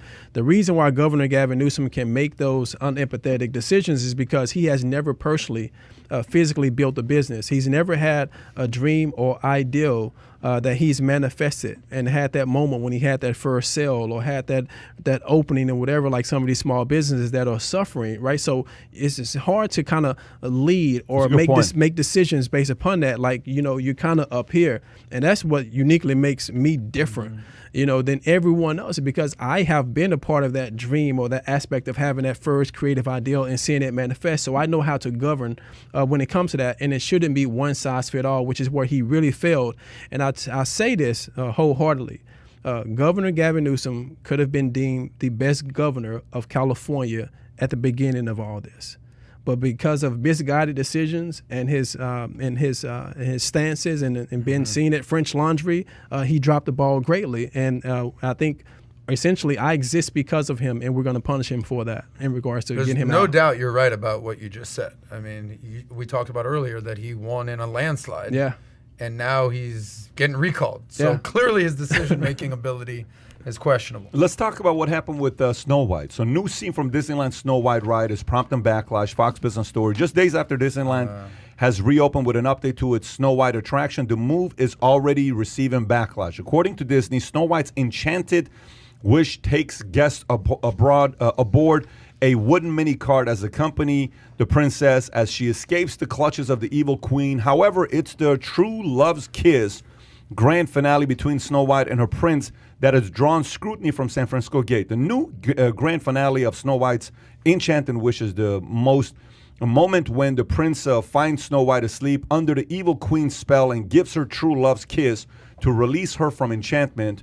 The outlet writes, a kiss he gives to her without her consent while she's asleep, which cannot possibly be true love if only one person knows it's happening. Haven't we already agreed that the consent in early Disney movies is a major issue? That teaching kids that kissing when it hasn't been established if both parties are willing to engage is not okay, the San Francisco Gate said. Adam, I'm going to go to you first because I know you're with them. You agree with them. This is an insult. Tell us what you think about the story. Well, is this a story from The Onion, or is this a real No, story? this is a real story from the Fox Business Okay. regarding what San Francisco Gate had to say about it. All right. Well, I'm with the team. You know, the Me Too movement people. I understand. You know, there's some creepy dudes out there that, you know, the Harvey Weinsteins of the world, the Cosbys of the world, that have definitely created this. But let's. I can't believe this is even a story. Let's talk about. All right, you're sleeping Snow White. You wake up. Tell me where you'd like to be, Mrs. White. You want to be in the castle with the prince, or you want to be in a dwarf motel over there down the street with 7 random midgets that you're living with? I'm taking the prince, bro. Like, so Random midgets. I'm just. It's not like she's living a life of luxury. Some prince shows up, sweeps her off her feet, brings her to the castle. Little people. No, you little. can't get, you make no, it I'm staying over here with these 7 little people in some sort of hostel. You want the castle, or you want the hostel? Your pick, Snow White. The only thing is you need to be kissed while you're sleeping. So I'm going with the kiss. How do you process it? Like, actually, how do you process it? That's how I process it. I'm going with the prince. Random midgets, man. That was You're going- that was drop the mic right there. And then, you know, it's literally You got sleepy and dopey and grumpy and humpy. humpy. Yeah, exactly. You know, you've got these mental By midgets. the way, people don't think this is a real story. This is It a real I didn't story. think it was a real legit. story. I mean, it's disturbing. This is cancel it's culture troubling. at its finest. You know, I think you're canceling the prince. Yeah. Come on now. Next thing you know, you're going to cancel Prince Hakeem from coming to America. This can't happen. No, that definitely fired cannot up. happen. My only hope and my prayer is that there is a tipping point in this country where sanity prevails. Right. And I'm holding out hope that we will reach that threshold, because I think more people have common sense than don't. Now, there's going to be a market out there for people that are offended by this or thinks this is legit, and then let you take out your little microscopes and look at every piece of film that's ever been done in the history of mankind. And by the way, is there a company more woke than Disney? Now you're trying to cancel a Disney character? It's unbelievable. You can never satisfy these people. You will never satiate their appetite to destroy careers, to destroy history, pop culture, and that kind of thing. But we don't have to let them govern us. We don't have to take what they throw down our throat and say, this is right. It's wrong. It's stupid. Just have some common sense and laugh at it. Yeah. Adam, Pete got some real legit counsel for you. He says, lay off the LSD, is what Pete says. Yeah, I thought it was a very, we do my appreciate best. that, Pete. But the last person that's And I gonna do totally LSD is understand if you probably want to Adam. skip this story. There's no upside for you answering this. No, Zero upside. Yeah, but that's what you tell them you after know the what? story. We just talked But about you know it. what? This leads me to the Jay-Z story. Okay. And here's what Jay-Z says on page 11. If you want to go to the last page we got there. Jay-Z, all the way at the bottom. Jay-Z says cancel culture is here to stay and feels sorry for the younger generation. It's unbelievable. Metro UK story. Jay-Z has shared his thoughts on the internet cancel culture and predicts it'll be around as long as social media exists. Cancel culture has been discussed increasingly in recent years and involves large groups or fandoms deciding to essentially erase a celebrity or public figure's career and public prominence in light of a scandal or controversial issue. The paper explained how he feels sorry for the younger generation growing up in a social media era, explaining you can't give someone a microphone for 24 hours a day and have them not think that they have to use it. These kids, it's unbelievable. Imagine having a microphone and you're asked about social justice questions at 18 years old. It's like, what? I'm meant to answer. I'm meant to know the answer. And if I don't answer the correct way, if I don't say everything right, even if I mention My intentions. if my intentions are right and I don't say the same right thing, it's going to be everywhere. I mean, he's got a great point there. Yeah, I was agree. impressed. I was really impressed But by do that. you agree that it's here to stay? Okay, and let me say this. That's the part. You know what? He could have taken 2 routes there. He could have said, it's here to stay, or this is temporary and it's going away. I applaud him. I thank you, Jay-Z, for saying it's here to stay. And I'll tell you why. Because I think he identifies it as a fringe element. Okay? Like, he minimizes it a little bit by just saying, okay, it's not going to go away. There's always going to be young people. Social media isn't leaving. So don't take it too seriously. If he said this thing's going to go away, it's not, and then you legitimize it. I think now you can just look at these people that are doing this. Fringe element, they're wackos, they're always going to be around. You know, move on. Nothing to see here. No, I agree, and that's happening even with me with the campaign, and I think that's happened to so many celebrities and people in the past.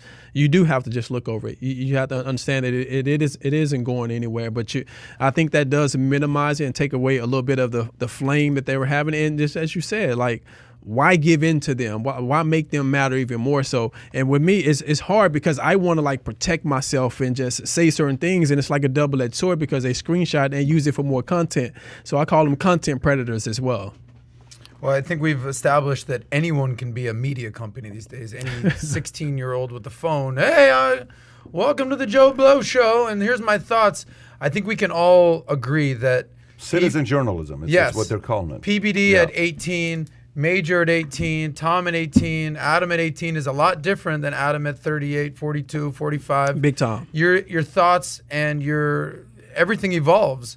And at this point, with cancel culture, they're going back. Well, he said this in 1994, so we got to cancel. Right. Look at his Twitter account. Yeah, look at his. So, like, I think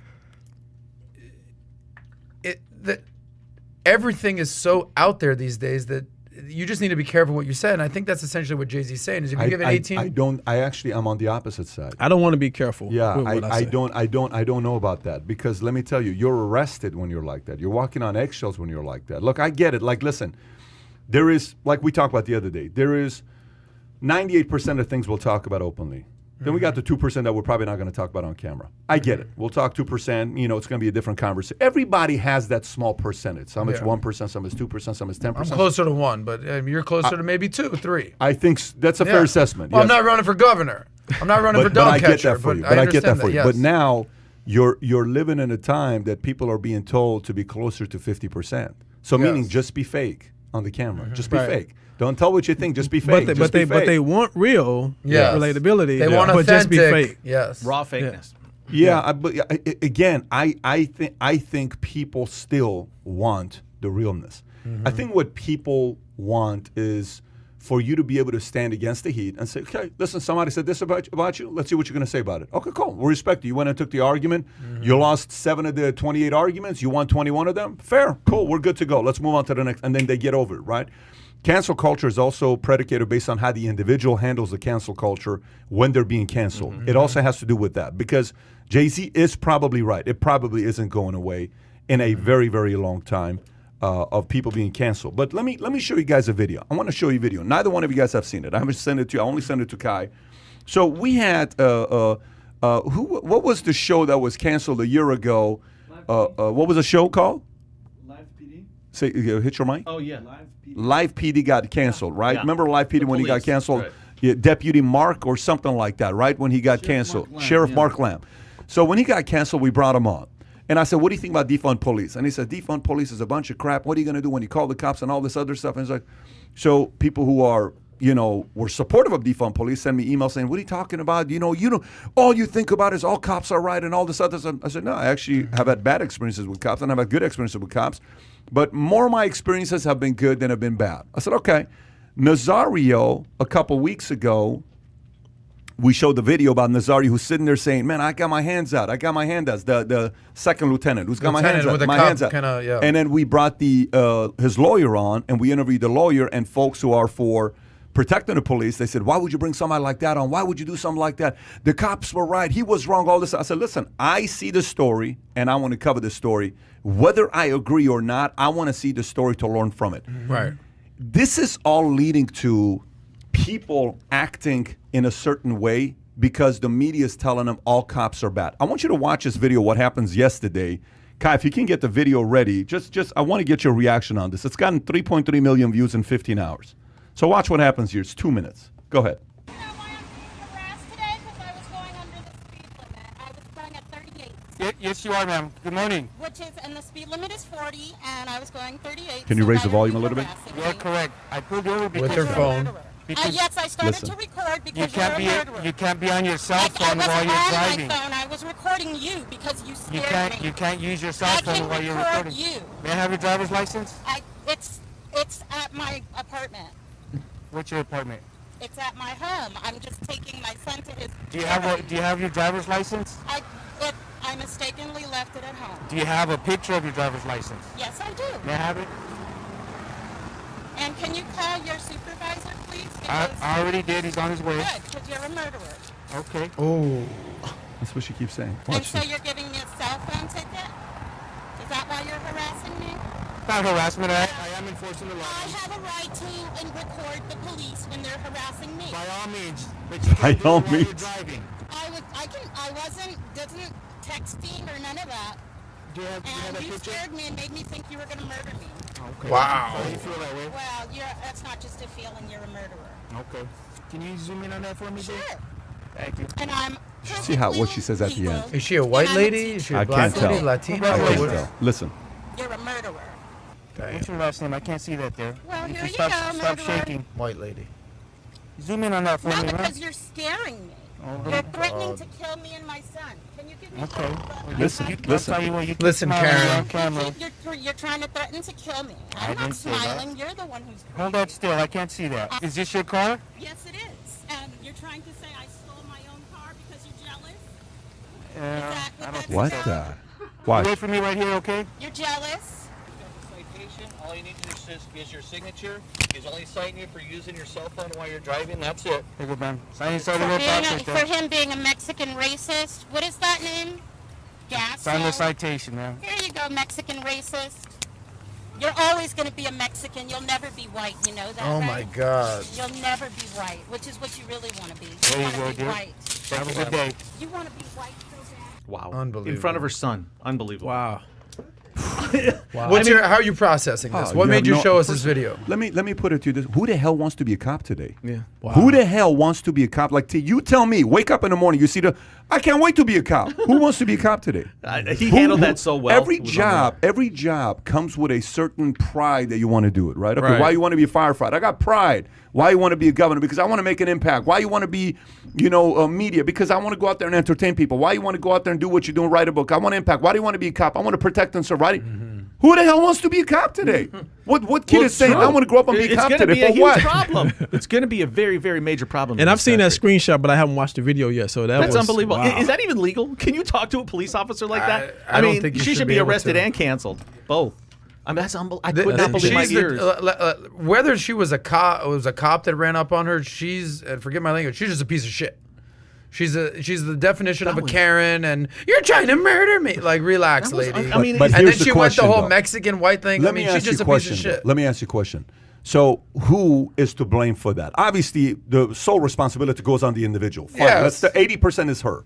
I'm with that. 80% of responsibility goes on her. Yes, but who else is responsible for that? Media, Who put that in her cops. brain? The media 24/7 messaging, yeah. painting cops to be bad. Then you have something like this. Imagine that guy's going home telling his wife, it's a freaking bad experience today, man. Let me tell you what happened. I'm sick of doing my job. Like, imagine that conversation at night. Right. Babe, I'm sick of being a cop. I want to change my career. What's the wife going to say? Do it, babe. This on a daily basis? But I mean, that was the epitome of racism. I mean, everything she Yeah. was That doing. was intense. And they paint themselves That was as intense. the people that are, fighting the other battle. It's unbelievable. Wow. That was And intense. you wonder, is that normal? I mean, do you think police are abused like that on a regular basis? They must be. Is that What do a you hear about? microcosm What do of you hear what's from going on? police? Since you're obviously pro-police, you're not trying to defund the police. Well, I mean, a lot of them is the morale is low, and they are on the brink of, is this what I want to continue to do? A lot of them, because in anything that you're doing, especially in public service, you don't do it for the credit, but you do want to be appreciated No, well, when you especially are when it's working to be life a and service. death. Every day they're putting their life in danger. Absolutely. Yeah. And so, they do feel it. They're and they're on the edge of if they want to walk away from this, because, they're up against multiple things psychologically with the media, the social media, and the polarizing commentary that's a part of their job and their responsibility. So, that was a harsh video Yeah. to watch, man. That for was anyone, intense. whether you're pro-police, not pro-police, How can you blue not lives be BL pro-police? I mean, other than I'm talking about solely there's- the function there's and ways- the job and that they then, do. I think about the component of her kid being with her. I'm really, that really disturbed me, as well, because psychologically, what the kid is processing it also, so it's a perpetual cycle. And that's a snapshot of her day. I mean, that continues throughout the day, and her on social media going Right. off. What a danger. And so now, Cancel Karen. so now the kid is 14 to 17 years old and have a encounter and is belligerent, towards an officer, and then something happens, right? But it's the seeds that are planted in regards to how they react. Who's the kid's hero? The kid's hero is his mom, right? So what's he Ah, going to well, say? we- If my I mean, mom is we like don't this to know cops, that. I got to be like that to cops. because the kid wants to be loyal to the parents. So kid's going to duplicate whatever the parent believes in. That's typically what happens. Maybe. I mean, but you could also be embarrassed by your mom. Like, No, if no, my no. dad Of ever course did you'll that, be- I'd be of like, course- dude, what are you doing, Of course bro? you're embarrassed subconsciously, by it, but a though. lot of it, that's going to stick. They say there's more Yeah. caught than taught in parenting. You can teach all you want to do the right things. Your kid's going to do what you do, not teach what you do. This is catching. The kid just caught Sure. what the parent just did. That's pathetic to me to do that. And by the way, again, who's the responsibility? Who is responsible for that? Who is responsible for that? Who do you think it The is? dividers, those who get paid to divide. There's a business model to division. The division business model has been around for a very, very long time. The media business, but it's not going The anywhere, media is it? business model is either to make you think, to entertain, or to divide, or to be controversial, change, conflict. That's their business model. It is. You either are a very good Yeah. entertainer, where I'm sitting there saying, "Oh my gosh, I just needed a laugh." You know how it's Friday night. You're sitting there. Your kids are gone. It's 11 o'clock at night. You're like, dude, okay. You go to movies. You say drama, comedy, horror. I'm like, yeah, I need some comedy right now. Seriously, I need like 30 minutes. And then you go to like Wedding Crashers. You go to your favorite part, right? And you watch it for 10, 15 minutes. Get it out of your system. There's different methods to comedy today, to entertainment today. This is a business model. Divide, and buy and sell. And there's a ads. huge market for it, unfortunately. It is. There really is. There's a big market for it. Okay, so let's talk about Buffett. Let's see what Buffett has to say about the whole thing that's going on. By the way, I got a question for the viewers. I've never seen this happen. Suddenly, the viewership drops by 300 to 400. If you're watching this, comment below if you by any chance were kicked out. We've done 58 episodes. I've never seen this before. Were you accidentally kicked out and you had to come back on and you don't know why? If you were, just kind of let us know in the comment section. I'm doing more of a focus group for myself because I keep asking Sam and the gang here to see what's going on. It's going from 2,700 to all of a sudden drops to 2,300. I've never seen that happen before. Wow. Sometimes that happens because service is bad. Sometimes it happens when our internet is bad, but we have no issue over here with the internet. So if you guys don't mind commenting, this is just for me to know what's going on here. Okay. Facebook says decision on whether Trump ban will be overturned coming Wednesday. Page number 4. Let's see what's going to happen not with Warren this Buffett. here. Okay. No, let's go to him first, and then we'll go to Warren Buffett. Facebook says decision on whether Trump ban will be overturned coming Wednesday. CNN Business Story. Their oversight board will announce its long-anticipated decision on the fate of former President Trump's Facebook account at 9 a.m. Eastern Standard Time on Wednesday and announced Monday morning. The board said last month that it had received 9,000 plus public responses concerning Trump's indefinite suspension from Facebook and Instagram. Facebook suspended Trump's account following the January 6th Capitol riots and later referred the decision to the court-like oversight board, an independent body which has the power to reverse Facebook content decisions and set precedent for the company. Later that month, Facebook asked the oversight board for a ruling on whether to let Trump's suspension stand, saying the significance of the matter warranted its independent review. Thoughts? Well, is there anybody that thinks it's going to get overturned? I don't think there's a chance in hell that he's back on Facebook. I think there is. But okay, go ahead. well, and I just don't think there is. This is the Facebook Supreme Court. It's happened 6 times where they've done it. I think they overruled it twice, couldn't decide one time. But no, I don't think so. And here's what they're going to lean on. They're going to lean on the one thing that got him banned. It was the video where he says, "We love you. We think you're very special." I mean, look, you might not agree with the rules, but the rules are in place, and there's consequences to having a message like that on that day. And my prediction is I don't think he's going to be back on Facebook.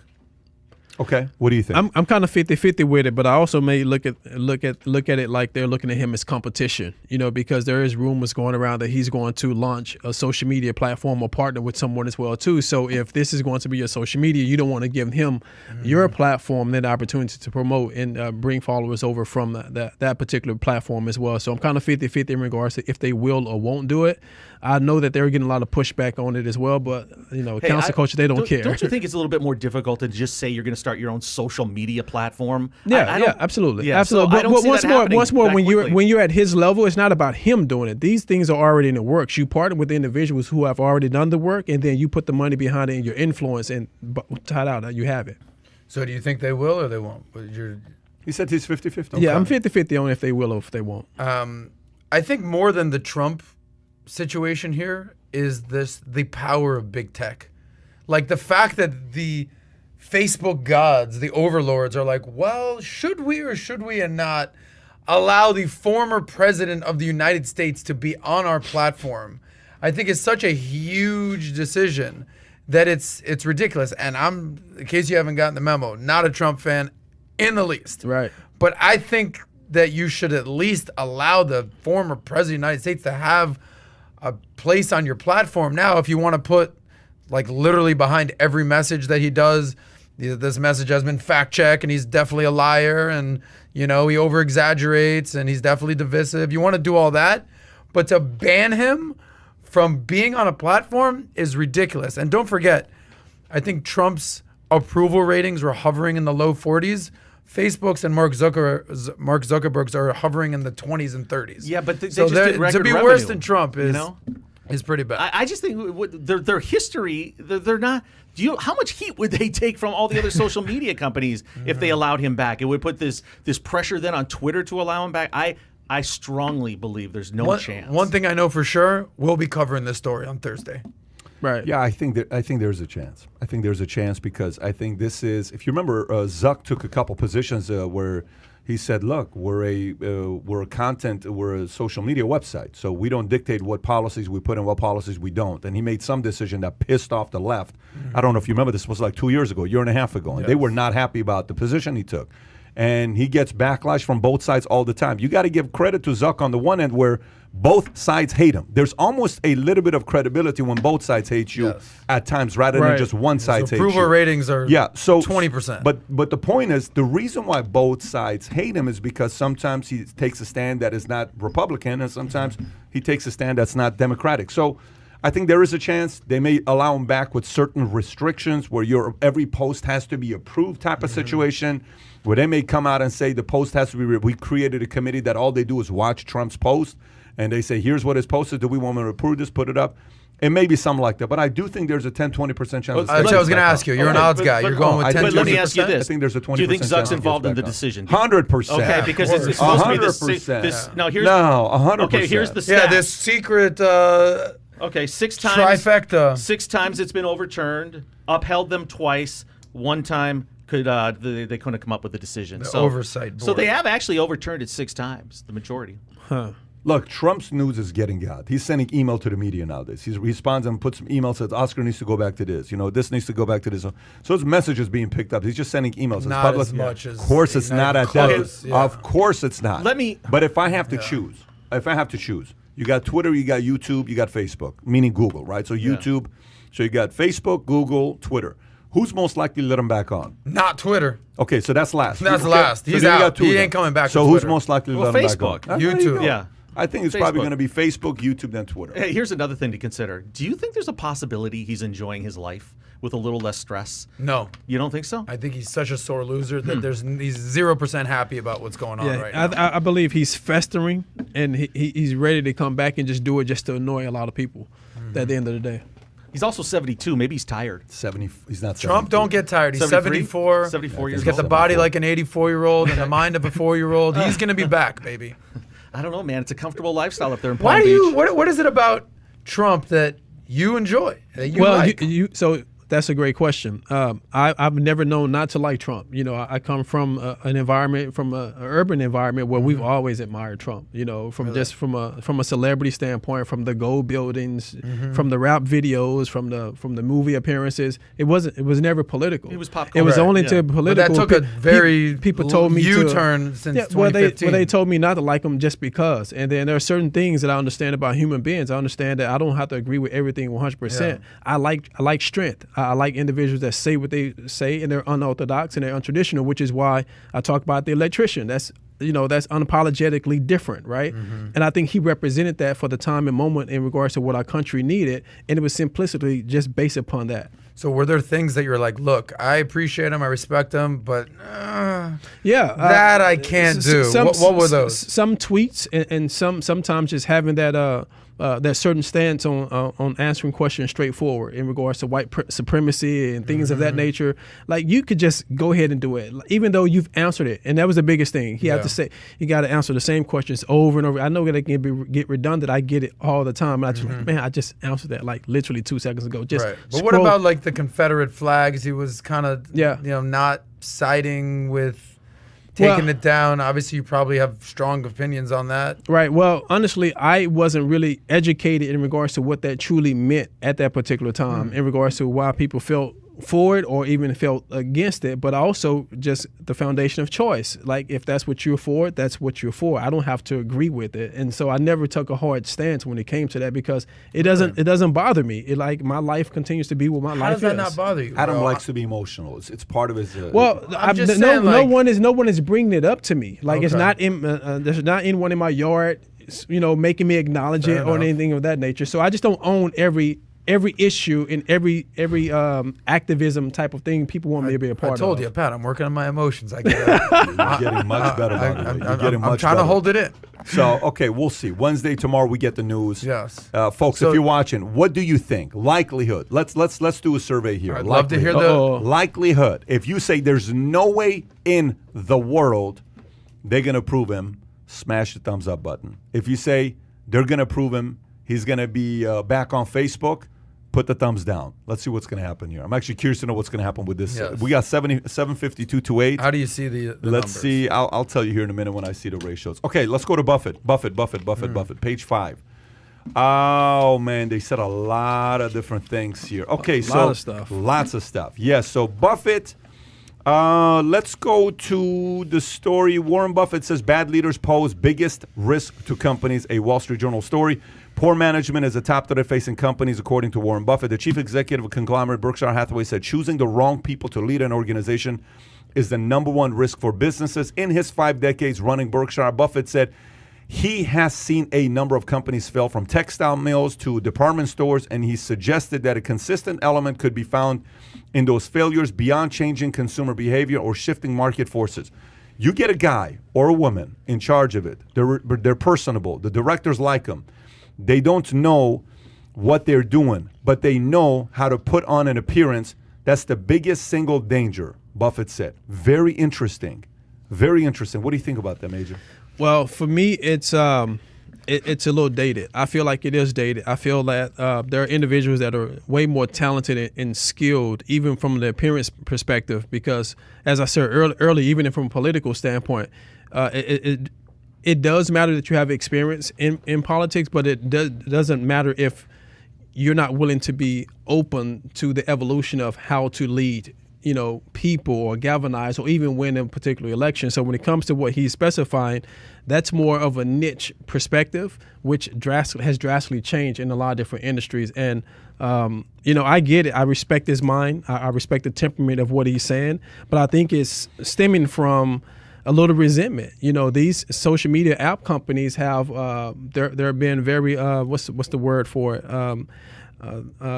They're disruptors. They're and his model is very different. And so when it's something that you don't understand, and they didn't ask him for permission, that's what happens. No different than what I'm doing. I'm not asking for permission. I've chosen to exist. I'm experienced because of my mindset and what I'm telling you that I'm experienced, and we're going to do this together. So I think there is a little resentment there. There is a little bias. That's a part of that. I still respect his mind. He's done a lot of great things, but evolution does occur and it does exist. Yes, it does. That is the truth. Adam, what do you think? About this specific leadership question, or just his The whole leadership everything? question. We talked about this, like who's hosting the Oscars, like who's the face of the brand. Yeah. The person at top does matter. Like the CEO does need to drive a company. You would have the best perspective on this, I think, more than anyone, right? You being as a CEO, leading the field, leading the sales force, leading your entire company. I think that's essentially his point here. I'm more, to be honest with you, more intrigued by the 10 key takeaways, which is probably the next story we're going with. But You know what? Why don't we go to the story of California taxes? Why don't we talk about that before we go into the takeaways? Because I think that's a... Can I give you one quick point Sure, on Buffett, please. though? It's ironic, I think, that he's talking about executive leadership, CEO leadership, because I think he's punched some holes in his own leadership right now. I think he skews old now. I think he hurt his brand. Excuse old. Come on, seriously. Charlie's 100, he's 90. Yeah, but you know what? Skewing, yeah, all right. of course. But never in the past has he come across as grumpy old guy. For sure. And the other thing that kind of creeped into his messaging is arrogance. To me, I Right. take arrogance out of that. And for someone as brilliant as the Oracle of Omaha, Warren Buffett, he missed a great opportunity. He should have been speaking to these kids that invest on Robinhood and try to bring them into his fold and say, hey, good job. Maybe you can come over and do some things in Berkshire Hathaway. We got a platform for you too. It's not. It seems like he's a supper club owner, right? And he needs to have a little happy hour thrown onto that menu, right? Just lighten up and loosen up. Those are some of the takeaways that I want to touch. I know Pat and Moon, but you know what they remind me of? Him and Charlie Munger. You see the Muppets and the two old guys up in the audience, like, oh, you idiot Muppets down there. Yeah, but let me read this story and then we'll get into what the page is that? So same page 5. When asked about people leaving California because of taxes and a high cost of living, Mr. Munger said he thought state governments were making a mistake in allowing residents to be wooed elsewhere. I do think it is stupid for states to drive out their wealthiest citizens, Mr. Munger said. The old people don't commit any crimes. They donate to local charity. Who in the hell in the right mind would drive out the rich people? Florida and places like that are very shrewd, and places like California are being very stupid. That's Munger. Do you agree? I agree. Okay. Tell us why. I agree. I mean, when you look at the top, 5%, 1%, they add so much value that a lot of people don't take credit for or give them credit for. They are the ones who, donate to foundations. They are the ones who give back. They are the ones who, employ, thousands, if not millions of individuals and provide those opportunities. I don't agree with the culture that we're in now, the eat the rich culture. I don't believe at looking at someone like you, that's successful and becoming envious of that. I look at you and I get inspired, and then I start to try to dig and see how you did it, or if I get a chance to meet you like I have now, ask you, what did you do, or what is your insight? So a lot of people don't think that way. So I would encourage people to change that mindset when it comes to that. And why punish them? This is a successful model here in Florida, right? They are very shrewd when it comes to how they receive that, and they want to retain those individuals. And you should want to woo people to stay, because that's tax revenue that's going to help infrastructure. It's going to help the economy grow. You know what these guys will remind me of? By the way, great point he's making with Munger. Why would you want to lose your wealthiest people? Yeah. What do they do? Like, do they even have the energy to go commit a crime? They got money. They're going to spend money. They're going to buy stuff. They're going to reinvest in the community. They're going to, hey, we need $1 million to build a church. We need $1 million for the school. Here you go. Here's $500,000. Here's $100,000. Why would you want to lose these guys? There is no logic in wanting to lose your wealthiest people, who are typically your oldest people that you have in your community, because it takes a while to compound interest and create that wealth. Why would you want to lose them? Yeah, I was a little underwhelmed by his comment, to be honest with you, because I just thought it was so obvious. I mean, I would rather hear from him maybe some solutions or some other ideas, but it's because these governors are so short-sighted. All they think about is tax revenue, right? And they're going to create, and they have no vision. So all they can go back to their imagination. Yeah, all they can think about is, what can I do to have someone like me the next day? I'll just give them more money, or we'll come up with a new camp or a government aid program or something. So there's just the lack of inspiration from these guys is just demoralizing. So let me just go through the 10 key takeaways, and then let's process it together. So these are the 10 key takeaways from Buffett and Charlie Munger at the Berkshire Hathaway's 2021 shareholder meeting. This is a story by NASDAQ. I'll just say the main point of what it is, and then we'll go process it together. Number one, stock market leadership is fleeting. Number two, Buffett and Munger disagree on S&P 500 versus Berkshire Hathaway, meaning Buffett said, I've never recommended Berkshire to anybody, as he has always wanted to avoid any appearances of giving any inside tip on the stock of the company he runs. But Munger has a different view. He says, I personally prefer holding Berkshire to holding the market. He said, arguing that Berkshire's set of businesses and investment are, in his view, better than the average across the market, even though Berkshire Hathaway has not beat the S&P 500 the last decade, by the way. Number three, Buffett. Airlines have done better because we sold. I love it. Number four, a minor mistake from Buffett. Some have questioned why Buffett trimmed his stake in tech giant Apple. The Oracle of Omaha admitted that was probably a mistake. Charlie, in his usual low-key way, let me know it was a mistake. Number five, why Buffett doesn't like SPACs. Buffett expressed his dislike for the SPAC business model, specifically the requirement for most SPACs have to find a business within 2 years. If you put a gun to my head and said, you've got to go buy a business within 2 years, I'd buy one, Buffett said. But it wouldn't be much of one. Number six, views on the impact of low interest rates. Number seven, Munger on Bitcoin. Responding to a shareholder question about Bitcoin, Buffett decided to dodge the question. His motivation, avoiding making the hundreds of thousands of viewers who own the cryptocurrency unhappy. But Munger didn't hold back. He said, I hate Bitcoin's success. Okay, the whole damn development is disgusting and contrary to the interests of civilization. Number 8, a Buffett dig at Elon Musk. When asked, another shareholder question was addressed to Berkshire Hathaway Insurance Business, asking whether he'd write an insurance policy for Tesla's CEO and SpaceX founder Elon Musk for his proposed missions to Mars. Jane quickly said no. Buffett demurred, however. It would depend on the premium, the Berkshire Hathaway CEO said. And I would probably have a somewhat different rate if Elon was on board. Number 9, Buffett and Munger smacked down Robinhood. This one got ugly, by the way. They didn't have nice things to say about him. They said, Buffett and Munger, however, were deeply critical of Berkshire. Buffett noted that Robinhood has become a very significant part of the casino group that's joined the stock market in the last year and a half. Munger went further. It's just god-awful that something like that would draw investment from civilized men and citizens, decent citizens. It's deeply wrong. And last but not least, Berkshire's dynamic duo has learned some lessons in the last year. So, Adam, I've said a lot. What are your thoughts? So you went down the list. I thought it was a very good breakdown. Shout out to Kai for doing the research. And, yeah, this was great. And this was very helpful. I feel like I've taken a whole economics class just from Kai's research. So thank you. That's how I felt last night. Exactly. So shout out to Major and I doing our research. But a couple of things that stuck out for me from that list is, number 1, this gentleman named Greg Abel is going to be stepping in for Warren Buffett and Charlie Munger. And I thought it was I had to write a little LOL note here. And he said that between the two people that I was choosing from, between Greg Abel and Ajit, what's the gentleman's name? Ajit Jain. He went with Greg because he was young. Abel was 59 versus 69. I think that's rich coming from a 90-year-old and a 98-year-old. If we're going to go with the young guy here. Then their hate on Bitcoin just feels out of touch.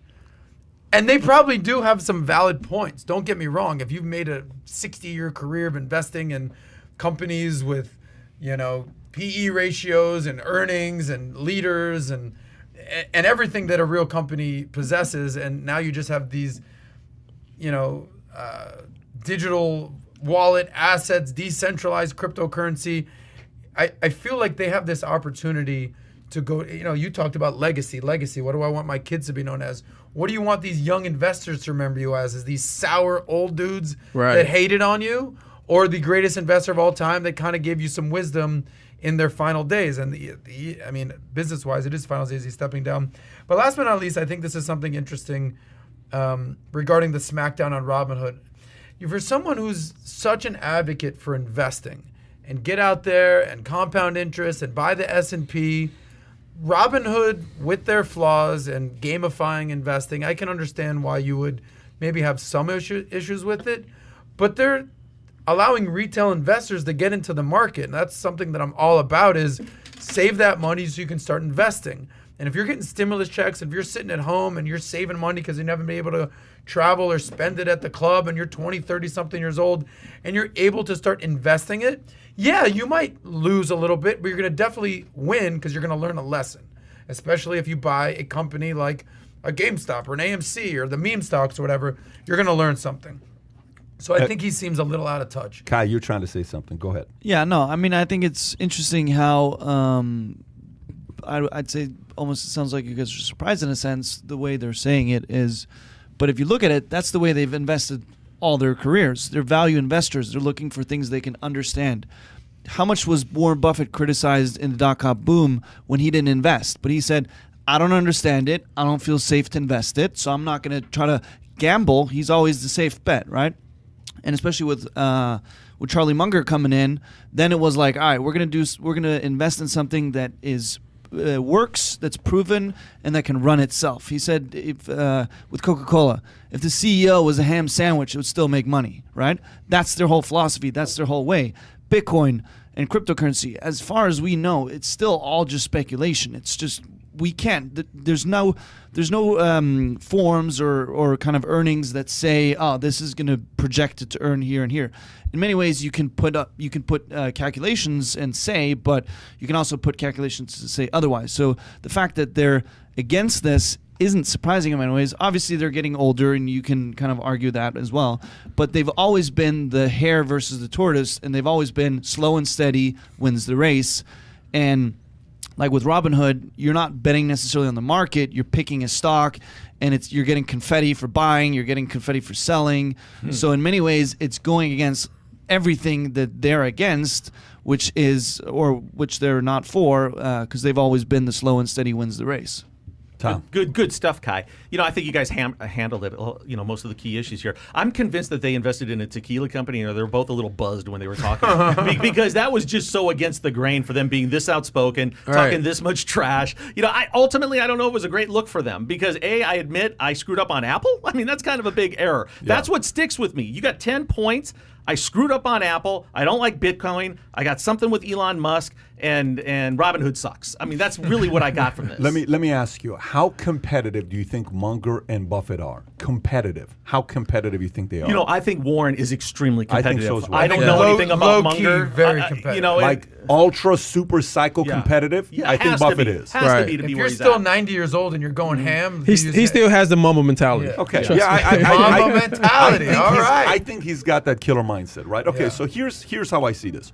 When is it good to retire in baseball or in basketball? What's a good time After a to good season. But when is it a good time when to you've retire? lost a step or two. Barkley said, when scrubs are beating me, that's time for me to retire, right? Barkley said, when scrubs are beating me, and I'm sitting there saying, this scrub just beat me, who the hell is he? It's time for me to get out the league, right? Okay.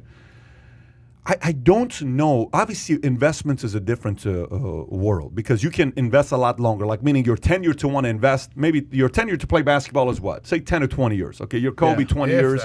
I know, but I'm just saying, let's say 10 to 20 years. Carmelo's still playing. He became the 10th all-time scorer. Say it's 10 to 20 years. What's your tenure for investments? What is it?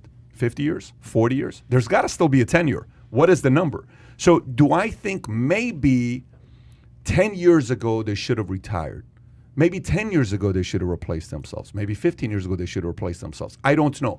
One of the hardest things to do is when you look at someone, do you remember that interview? Who was the guy, the boxing commentator, who he's famous for always interviewing boxers after the fight? He's looking at Mayweather and he says, but why did you hit him in the face when he wasn't looking? Larry Merchant? Larry Merchant, right? When Larry Merchant. If I was 20 years younger, I beat you or whatever, right? And then I like to see you try it. And then Mayweather and him going back and forth, right? But you have to realize Larry is sitting there saying, dude, I'm 75. But if I was 25, I would have whooped your ass. Let's just say that's the mindset, because he goes back and remembers who he's 25.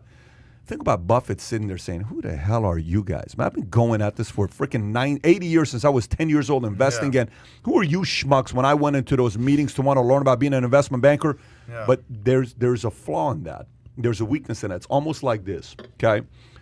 I had a girlfriend of mine years ago, and she was modeling, acting, movies, all that other stuff. I said, there's one thing you got to be very careful with. She says, what?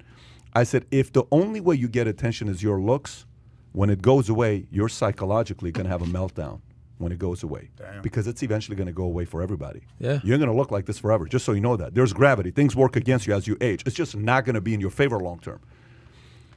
Buffett and Munger are the examples to me of a drop-dead gorgeous girl that they no longer look good, because better-looking girls are coming up and they have a hard time because they no longer get the attention that they used to get. I may be fully wrong. I may be absolutely off base here and I'm missing it, but I think for them, the route that you were recommending, fantastic route to say, hey, why don't we bring these younger guys together and see what we can do? Why don't we, hey, you think you can do something? Come on down. Let's create a summit and bring them up. Why do you think about this? And closed doors, it's not even open. Hey, bring the Bitcoin guy, Anthony Papliano, we just had there, that they're going back and forth. Yeah, bring some of these guys in that they don't know nothing about. What is the future? Because the reality of it is, you kind of got to pivot. You kind of got to pivot right now. eBay just announced they're about to take Bitcoin. Matter of fact, this was our first week ever where one of the companies I'm hiring as a consultant, they paid us by Bitcoin. Wow. Like, do you receive? I'm like, yeah, sure, we'll receive by Bitcoin. And we'll send a bunch of Ethereum. No problem. People are now going in that direction. And whether you like it or not, you have to pivot. I don't know if they're doing that. It's 10:56. I don't know if we have time for one more story. I got an 11 o'clock call, but if you guys got final thoughts, Major Williams, I'm going to give you the final thoughts, what you want to say with California. Sell us the dream on why you believe California is going to come back and it's going to be the state that it used to be, where everybody around the world would go to, rather than states like Texas and Florida. Sell us the dream. Well, the opportunity is there. First of all, we have to acknowledge that we are unified in frustration.